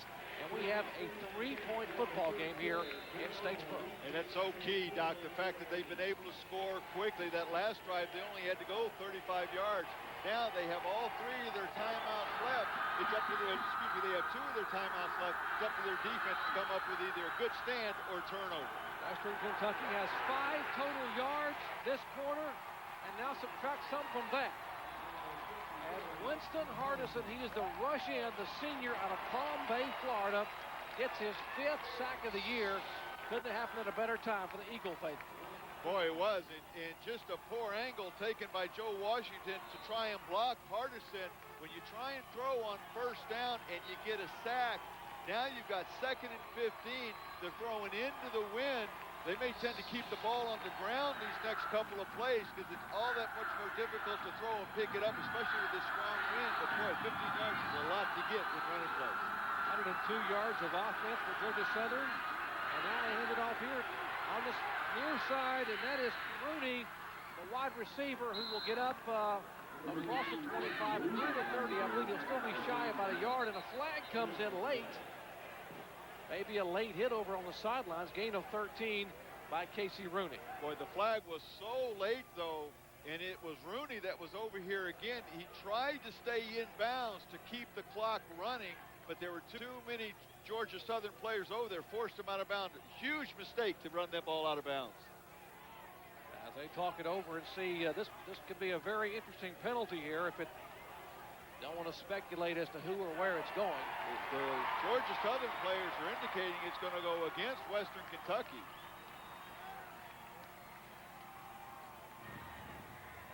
After the play, personal foul on the offense. Happy versus to the ball, 3rd down. Boy, you've got to think that's going to be on Casey Rooney. He was the only player over there, at least the only one that we could see. Take a look at the play here. It's the reverse. Rooney comes around. Nice block by Joe Washington, 77, to give Rooney the corner. He tries to stay in bounds. But boy, you really don't see much else. Let's see from this angle. Now, Rooney's on the ground. See if we can see something up here, because the flag came in very, very late. Oh, there's the head. He hit him in the head. He hit Whitaker in the head with his right hand. Now, Whitaker, in fairness to Rooney, Whitaker looked like he had a forearm in his chin. So when they went down, so I'm sure Rooney a little fired up. But you've got to maintain your composure and your poise and play smart. Jack Harbaugh may leave Casey Rooney here today. He may not bring him back with him. Timeout. Jason Michael will call a timeout and go over and talk to Jack Harbaugh and discuss the 3rd and 16. Less than 5 minutes to play in this semifinal game. Once again, a personal foul on Casey Rooney. Look at the forearm on 26, Whitaker, right in the throat of Rooney, and obviously he's pretty upset. He comes back and pops Whitaker on the helmet, and it's always the retaliation the officials see. And this was earlier in the game. That caused one of the first unsportsmanlikes against Rooney and left him on the bench for the rest of the half. All right, we got time on here. Let's check in quickly with Reese Davis back in the studio. Reese? All right, Jerry, it is getting tight at Lake Charles. Villanova up by 7 on McNeese State. Andrew Robin going to break a couple of tackles, get into the end zone, and Cowboys were all set to tie it until the Wildcats rise up and block the extra point. So Nova still clinging to the lead. It is down to 1. Reese, potentially 2 huge upsets in the making today in these semifinal games. One down in Lake Charles, and Western Kentucky trying to hold on here. 3rd and 16. They are 8 of 15 today on 3rd down conversion. Michael back to pass, looks upfield, overthrows the intended receiver, and that will turn the ball over and stop the clock. Well, strange play calling on this drive for Western Kentucky. They start with a pass and get sacked, and then they run out of bounds, which is not the play call. It's a good play call. They go out of bounds, they get the penalty. Now they throw the ball here. They've got to punt into the wind. Georgia Southern's got 2 timeouts left and will have what looks to be excellent field position. Indeed, they should have, because Ryan Claiborne will have to punt into this wind that's been gusting up to 25 to 30 miles an hour. Low line drive punt. Wind catches the punt. It hits on the 41. Williams picks it up on the 41 down the near sidelines and steps out of bounds at about the 32. Wow, great field position. A 33-yard punt, 15-yard return by Anthony Williams. Good heads-up play there by Williams to see when the ball bounced. It was a favorable bounce. It's going to come right up to him. He looks up, sees that the white jerseys are a good 5 yards away. Why not take the chance? Because if not, you have enough time to fall right on. Good heads-up play. Take a look at home sweet home, 126-13 all-time at Paulson Stadium here. We're talking about the Eagles, 29-1 in playoffs. Their only loss coming in the semifinals a year ago here against the Paladins of Furman. Well, because of the good field position, they can continue to run their option offense. And inside, 15-10-5, touchdown. Georgia Southern takes the lead. 31-yard run by the redshirt freshman Jermaine Austin puts the Eagles on top.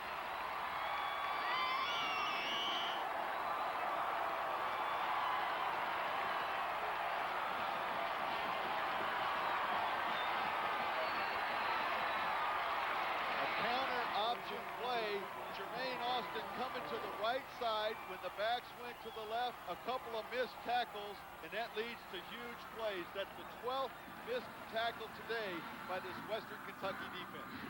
And the extra point is up and good. And Austin's 18th carry for 128 yards. And remarkably, what an effort here in the fourth quarter. Georgia Southern was down by 17 points after 3 quarters. And take a look again at Jermaine Austin, the redshirt freshman. Well, you saw the backs going to the left. They surprised Western Kentucky, bring Austin to the right. You saw the missed tackles, and there's nothing but green grass ahead. And boy, what a change of events as you look at the celebration over on the Georgia Southern sideline. What a change of events. After that strong goal line stand by Western Kentucky earlier, it's been all Georgia Southern. You think these fans here don't love their Eagles at Georgia Southern? I mean, there's a celebration on the field for the redshirt freshman. 1,288 yards rushing this year. He was named Southern Conference Freshman of the Year. But this game is far from over. Just under 4.5 minutes to go, and Western Kentucky will get the football back, but they have struggled here in the fourth quarter. We're talking about the Hilltoppers on offense. They've struggled mightily on offense, and you'd think they need to open it up and throw the ball a little bit more, but they're going to have to do that into a strong wind, and it's not a crosswind. It is going right into their face. Antonio Veals waits to receive this kick from Shelton, and Veals in his own end zone will bring it out from 6 yards deep. 15-yard line, big hole up to 20. And will get positive yardage up to about the 24 for Western Kentucky. Good decision by Veals to bring that out. You have to try and make a play, and he is so capable of doing that on special teams. Good decision.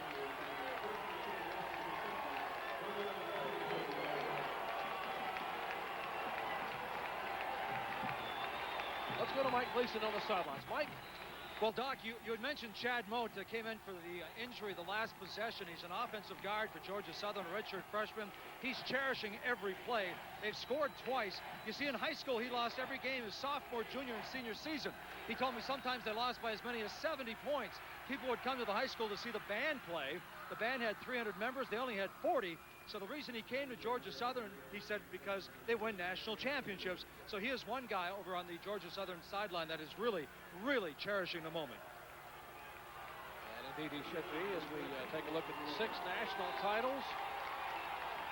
Georgia Southern trying to hold on and stop Western Kentucky, who has basically led for much of this football game. Western Kentucky up by 10 at halftime, 17-7, up by 17 points at the end of 3 quarters. And now find themselves trailing here in the final 3.5 minutes, and nothing doing for John Frazier. Nowhere to go. Take a look at the fourth quarter. We talked about Georgia Southern's dominance in this final 15 minutes. 133 yards to zip for the Hilltop. Boy, and there they just had a nice first down play, but came back on 2nd and short and got stuffed. And these receivers are trying to get a little physical, trying to block downfield, and then you're seeing a little frustration coming out, too, on both sides. These guys playing for a chance to go play for a national championship. 3 minutes to go here in the semifinal at Statesboro, Georgia.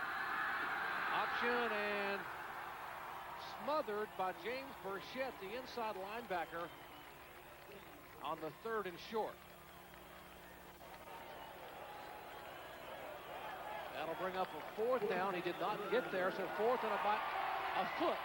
Well, you can see Western Kentucky's hesitancy to put this ball in the air as they haven't thrown it here. Now on 4th and short, they're pretty much going to have to go for it. They do have 2 timeouts remaining, but I don't think they have any confidence their defense can stop Georgia Southern.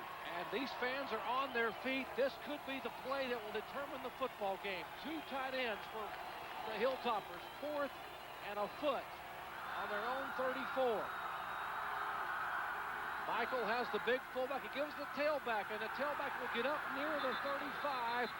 It depends on the spot. They will probably spot him. Looks like they may spot the football right at the 35. If indeed they do, should be enough for the first down. I think it will, Doc. I think it'll be a first down. Good hard run by John Frazier. Follows his big fullback, but there was contact made right at about the line of scrimmage, and it was good second and third effort by Frazier, keeping those legs moving, and he should clearly, as he does, have this first down. But the clock starts again. We're down to 2 minutes. See Jack Harbaugh trying to give his quarterback to hurry up. So Jason, we got to get going. Part of option running teams, they don't get themselves very familiar with how to run a 2-minute offense. Michael back to pass, has a receiver, and it will one-hop it up toward the intended receiver. That's Jerome Reeves. That will stop the clock.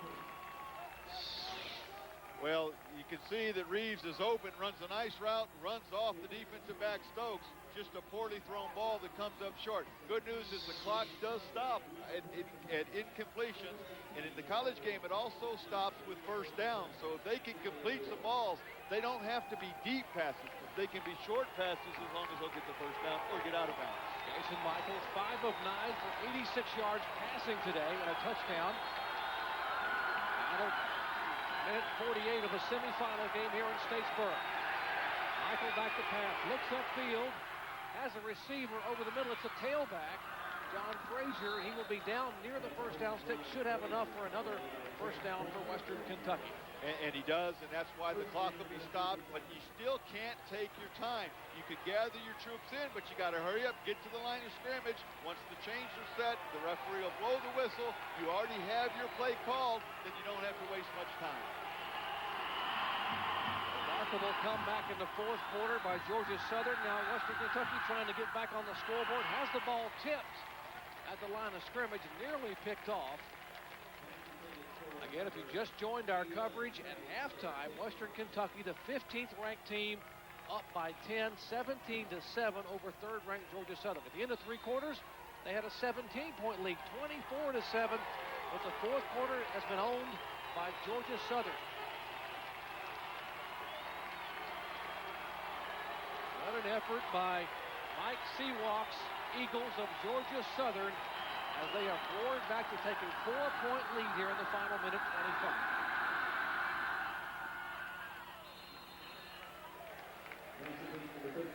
And we welcome those of you who join us who have been watching that great game down in Lake Charles, Louisiana. We are in Statesboro, Georgia at Alan E. Paulson Stadium. I'm Jerry Punch along with Randy Wright and Mike Gleason. What a comeback here in the 4th quarter by Georgia Southern.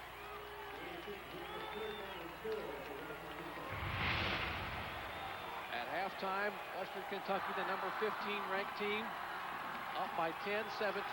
They were up by 17 at the end of 3 quarters. And Georgia Southern has roared back as that pass is tipped. And it'll be ruled an incomplete pass, and that's fortunate for Western Kentucky because the clock will stop as Freddie Pesqueda in to tip the ball out of the hands of Jason Michael. Well, it was a fortunate call that it was an incompletion. Even though Michael went down and picked the ball up, the clock does stop, and it gives him a chance to regroup. I'm surprised they didn't try and sprint Michael out on 4th and 3, 4th and 4. He's got some good mobility. Sprint him out, shorten the field, let him run for it if he can't get it through the air. 4th and 4. This could be the play of the game for the Hilltoppers. Receiver And he makes the catch. Great catch by the fullback, 275-pound Jeremy Johnson out of Louisville, Kentucky. Well, their second leading receiver on the team, the man their coach told us has the best hands on the team, catches his first pass of the game at the biggest play of the game, at least for Western Kentucky at this point. And a 17-point lead entering the fourth quarter. They now trail by 4 with just over a minute to play. And that sack will keep the clock running as Western Kentucky will be forced to use a timeout. That's okay. You run the quarterback draw, try and catch them off guard by surprise. You're down now by the 30-yard line. You've got your 2 timeouts. Good call. Go ahead and call your timeout. Jack Harbaugh, the 14-year head coach at Western Kentucky, knows that these kids have played so hard, basically dominated for 3 quarters here. First time that the Hilltoppers have ever been in the semifinal game. Mike Seawalk. These guys have been here quite a bit. A 6-time national champion. It's his first year, though, as the head coach here in Statesboro after serving 5 years as an offensive coordinator under Paul Johnson, who left to take the head coaching job at the Naval Academy. And Doc, I think you see the way this game has unfolded. Western Kentucky has controlled the entire first 3 quarters, but because of the tradition and Mike Seawalk and where his team has been over the last couple of years and what they've done, his team didn't give up. They knew how to come back, and they got themselves back in this game. And we've got a close one going on down in Lake Charles. It's Villanova trying to pull off the upset. They pretty much led that football game. They've over top-ranked McNeese State. That's one's taking place now in Lake Charles, Louisiana.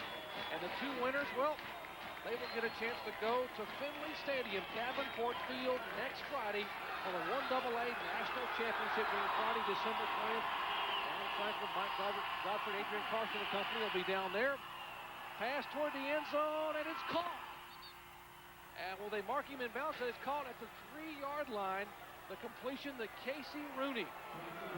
30 yards on the pass. What a play by Casey Rooney. The ball underthrown. Rooney goes up, times his jump, and comes down and somehow manages to stay in bounds. Great coverage. You only need 1 foot in college ball. Watch the left foot. The left foot gets inbounds, and the right foot doesn't matter. You only need a great catch. Nice job by the official being right on top of it. That's the side judge, Joe Bradley, out of the Southland Conference, making a great call, and great effort by Rooney to get a foot down. They need the touchdown. You're down by 4, so you got to get the ball in the end zone. 2 tight ends.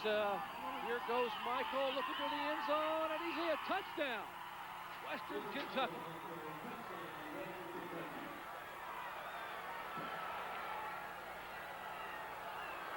Wow, that's what it's all about. Laying it on the line in a semifinal playoff game.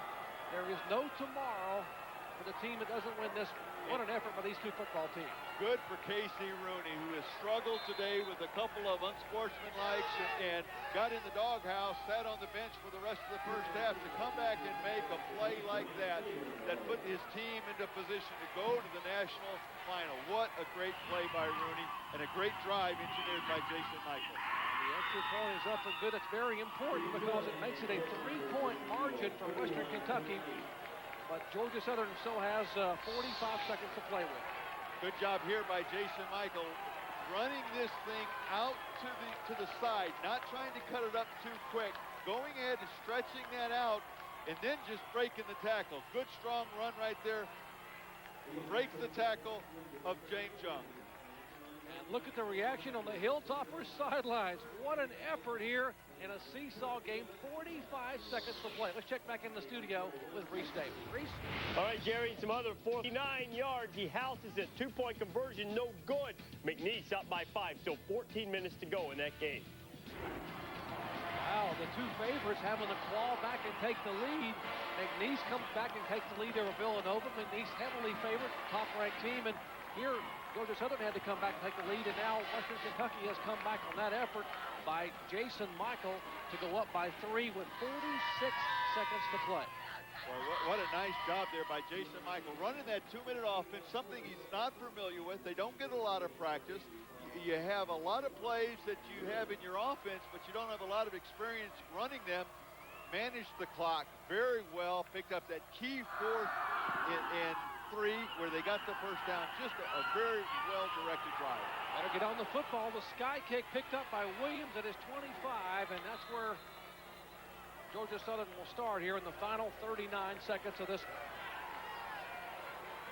I'll give a call to Jack Harbaugh, his coaching staff, Willie Taggart and Kevin Leitner, the offensive co-coordinators, David Elson, the defensive coordinator.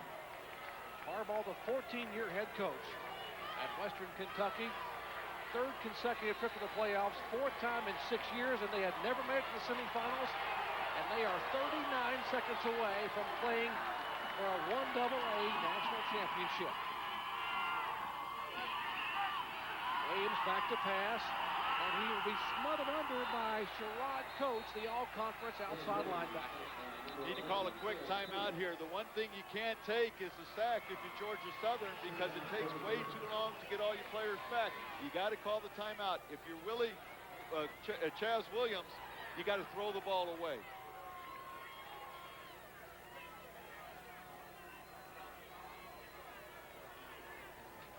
That young man there has had a heck of a day. Jason Michael, the fifth-year senior out of Louisa, Kentucky. In January, he will go to Knoxville, Tennessee, and become a GA for Philip Fulmer at the University of Tennessee.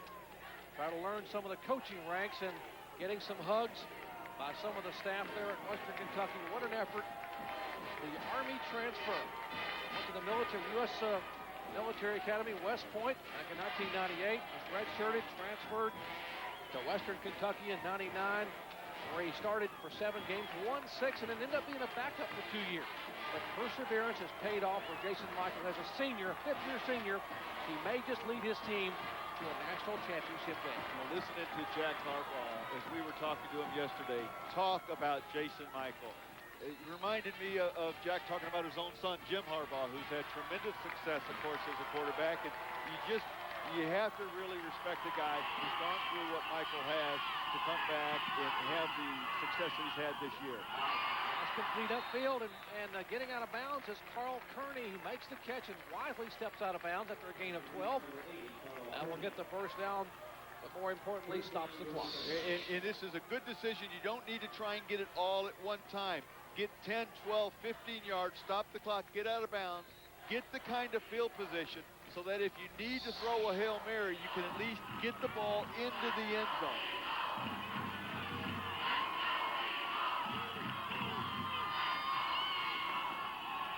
Back to pass again, Williams, and almost has it picked off by Jeremy Chandler, who leads the team in interceptions. Good play by Chandler here. Good coverage, looking into the backfield, stays where he's supposed to stay. And then, boy, you're right, he had a great opportunity to try and catch that ball. Went right through his hands off of his helmet. That could have ended the game right there.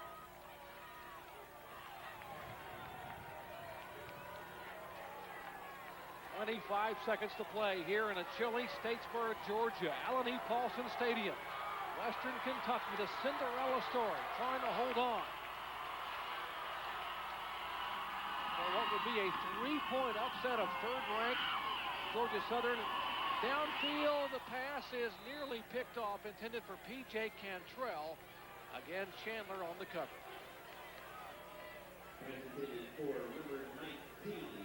Western Kentucky doing a nice job keeping the the receivers in front of them. Nobody gets behind us. If they make a catch, we can tackle them in front of us.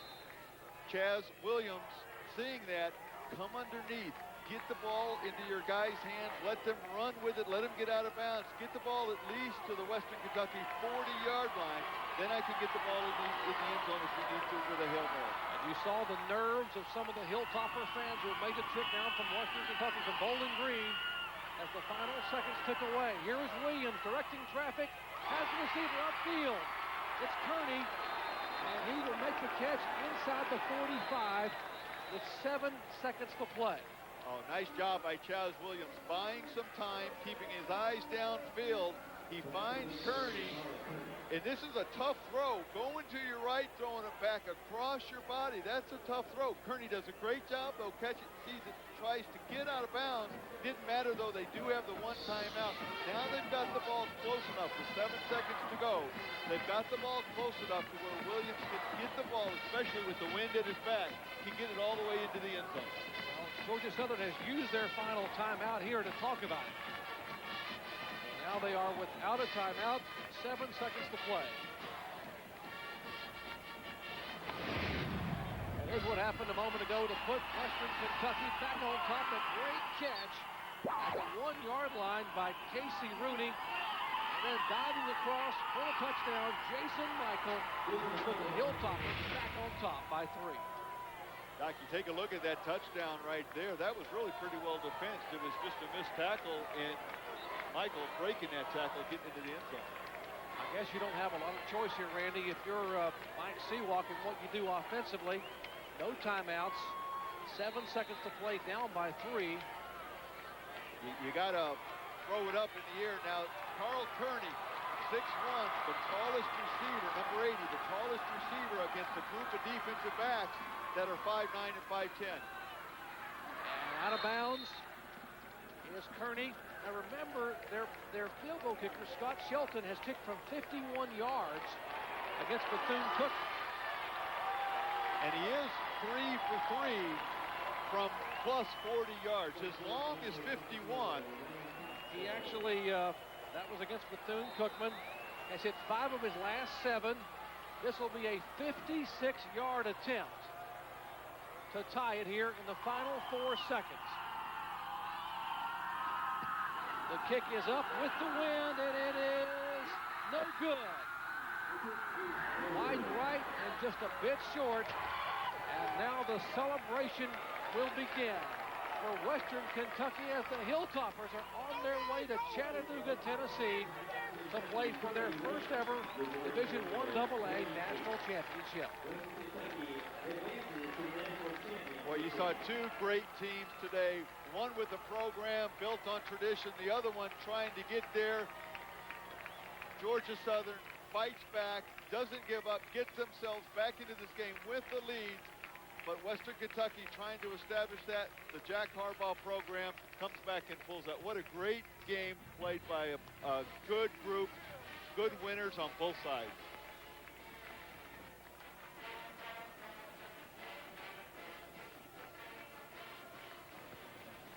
And the congratulations now taking place on the sidelines.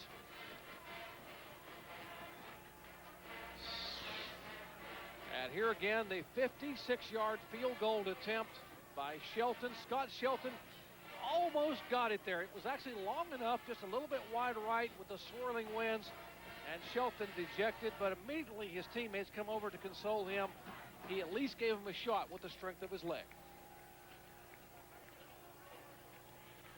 Remarkable effort today by 2 great football teams. And what an effort by Jack Harbaugh's Hilltoppers of Western Kentucky. Speaking of Coach Harbaugh, our Mike Gleason is caught up with him. Mike? Well, Jack, I guess if you're going to do it, you might as well do it in dramatic fashion, huh? I feel like I've been here before. This is exactly the circumstances of last week. Before we do anything, before I ask a question, I want to say hello to my children, Jim, John, Joni, grandkids, Maya, Ingrid, Tom Green. I'm thinking about you and love you all. And one other special guy, Bo Schembeckler. You'll never know how much I enjoyed that conversation, Bo. And this is your kind of ball game. This was your kind of ball game. All right, Coach, it's 24-7. You're up. You come up with a great goal line stand. It should have been over, but momentum shifted. What were you telling your guys when they took the lead? Never believed that they could, with the option offense, they could throw the ball and move the ball in the air that well against our defense. And all the credit to them because they did a fantastic job. We wanted to win in the 3rd quarter to try to put some points on the board and get a 3-score lead and then force them to do exactly what they did and did very well. So tremendously proud of these kids and coaching staff, and what a great thing for all of us, huh? Well, that's a credit to the coaching staff because I'm telling you, your offense stalled, and unless you were down here on the field, people don't know how strong the wind was. You can't punt against the wind, you can't pass, and yet you had the game-winning drive. Well, it shows that at Western Kentucky, all those fans back there that wondered about our passing game. I guess we can throw a little bit well enough to be able to. But Jason Michael, our quarterback, and our entire football team, tremendously difficult week for our program, but it shows you the character of our coaching staff and our players that we were able to rally. And we're going to Chattanooga. In your life, did you ever think that we're going to Chattanooga? Huh? That was a long 30 seconds. Your thoughts as he's kicking the football. Your heart fluttering at all? Really, I thought I'd been there. I mean, last week in Macomb at Western Illinois University, it was exactly the same situation. I mean, kicking it, and I think he missed it exactly on the side of the goal post that he missed it, and exactly as short as he missed it. So we've been there one time. It wasn't anything that we hadn't seen just 7 days ago. Congratulations, Coach. Thank you very much. Going to the national championship game. First time for Western Kentucky, Doc, since 1975 when they were Division II. Let's go back upstairs. And they will head to Chattanooga. Who will they play? Well, much of the country will head back to Lake Charles and find out as McNeese State and Villanova getting it done down in Lake Charles.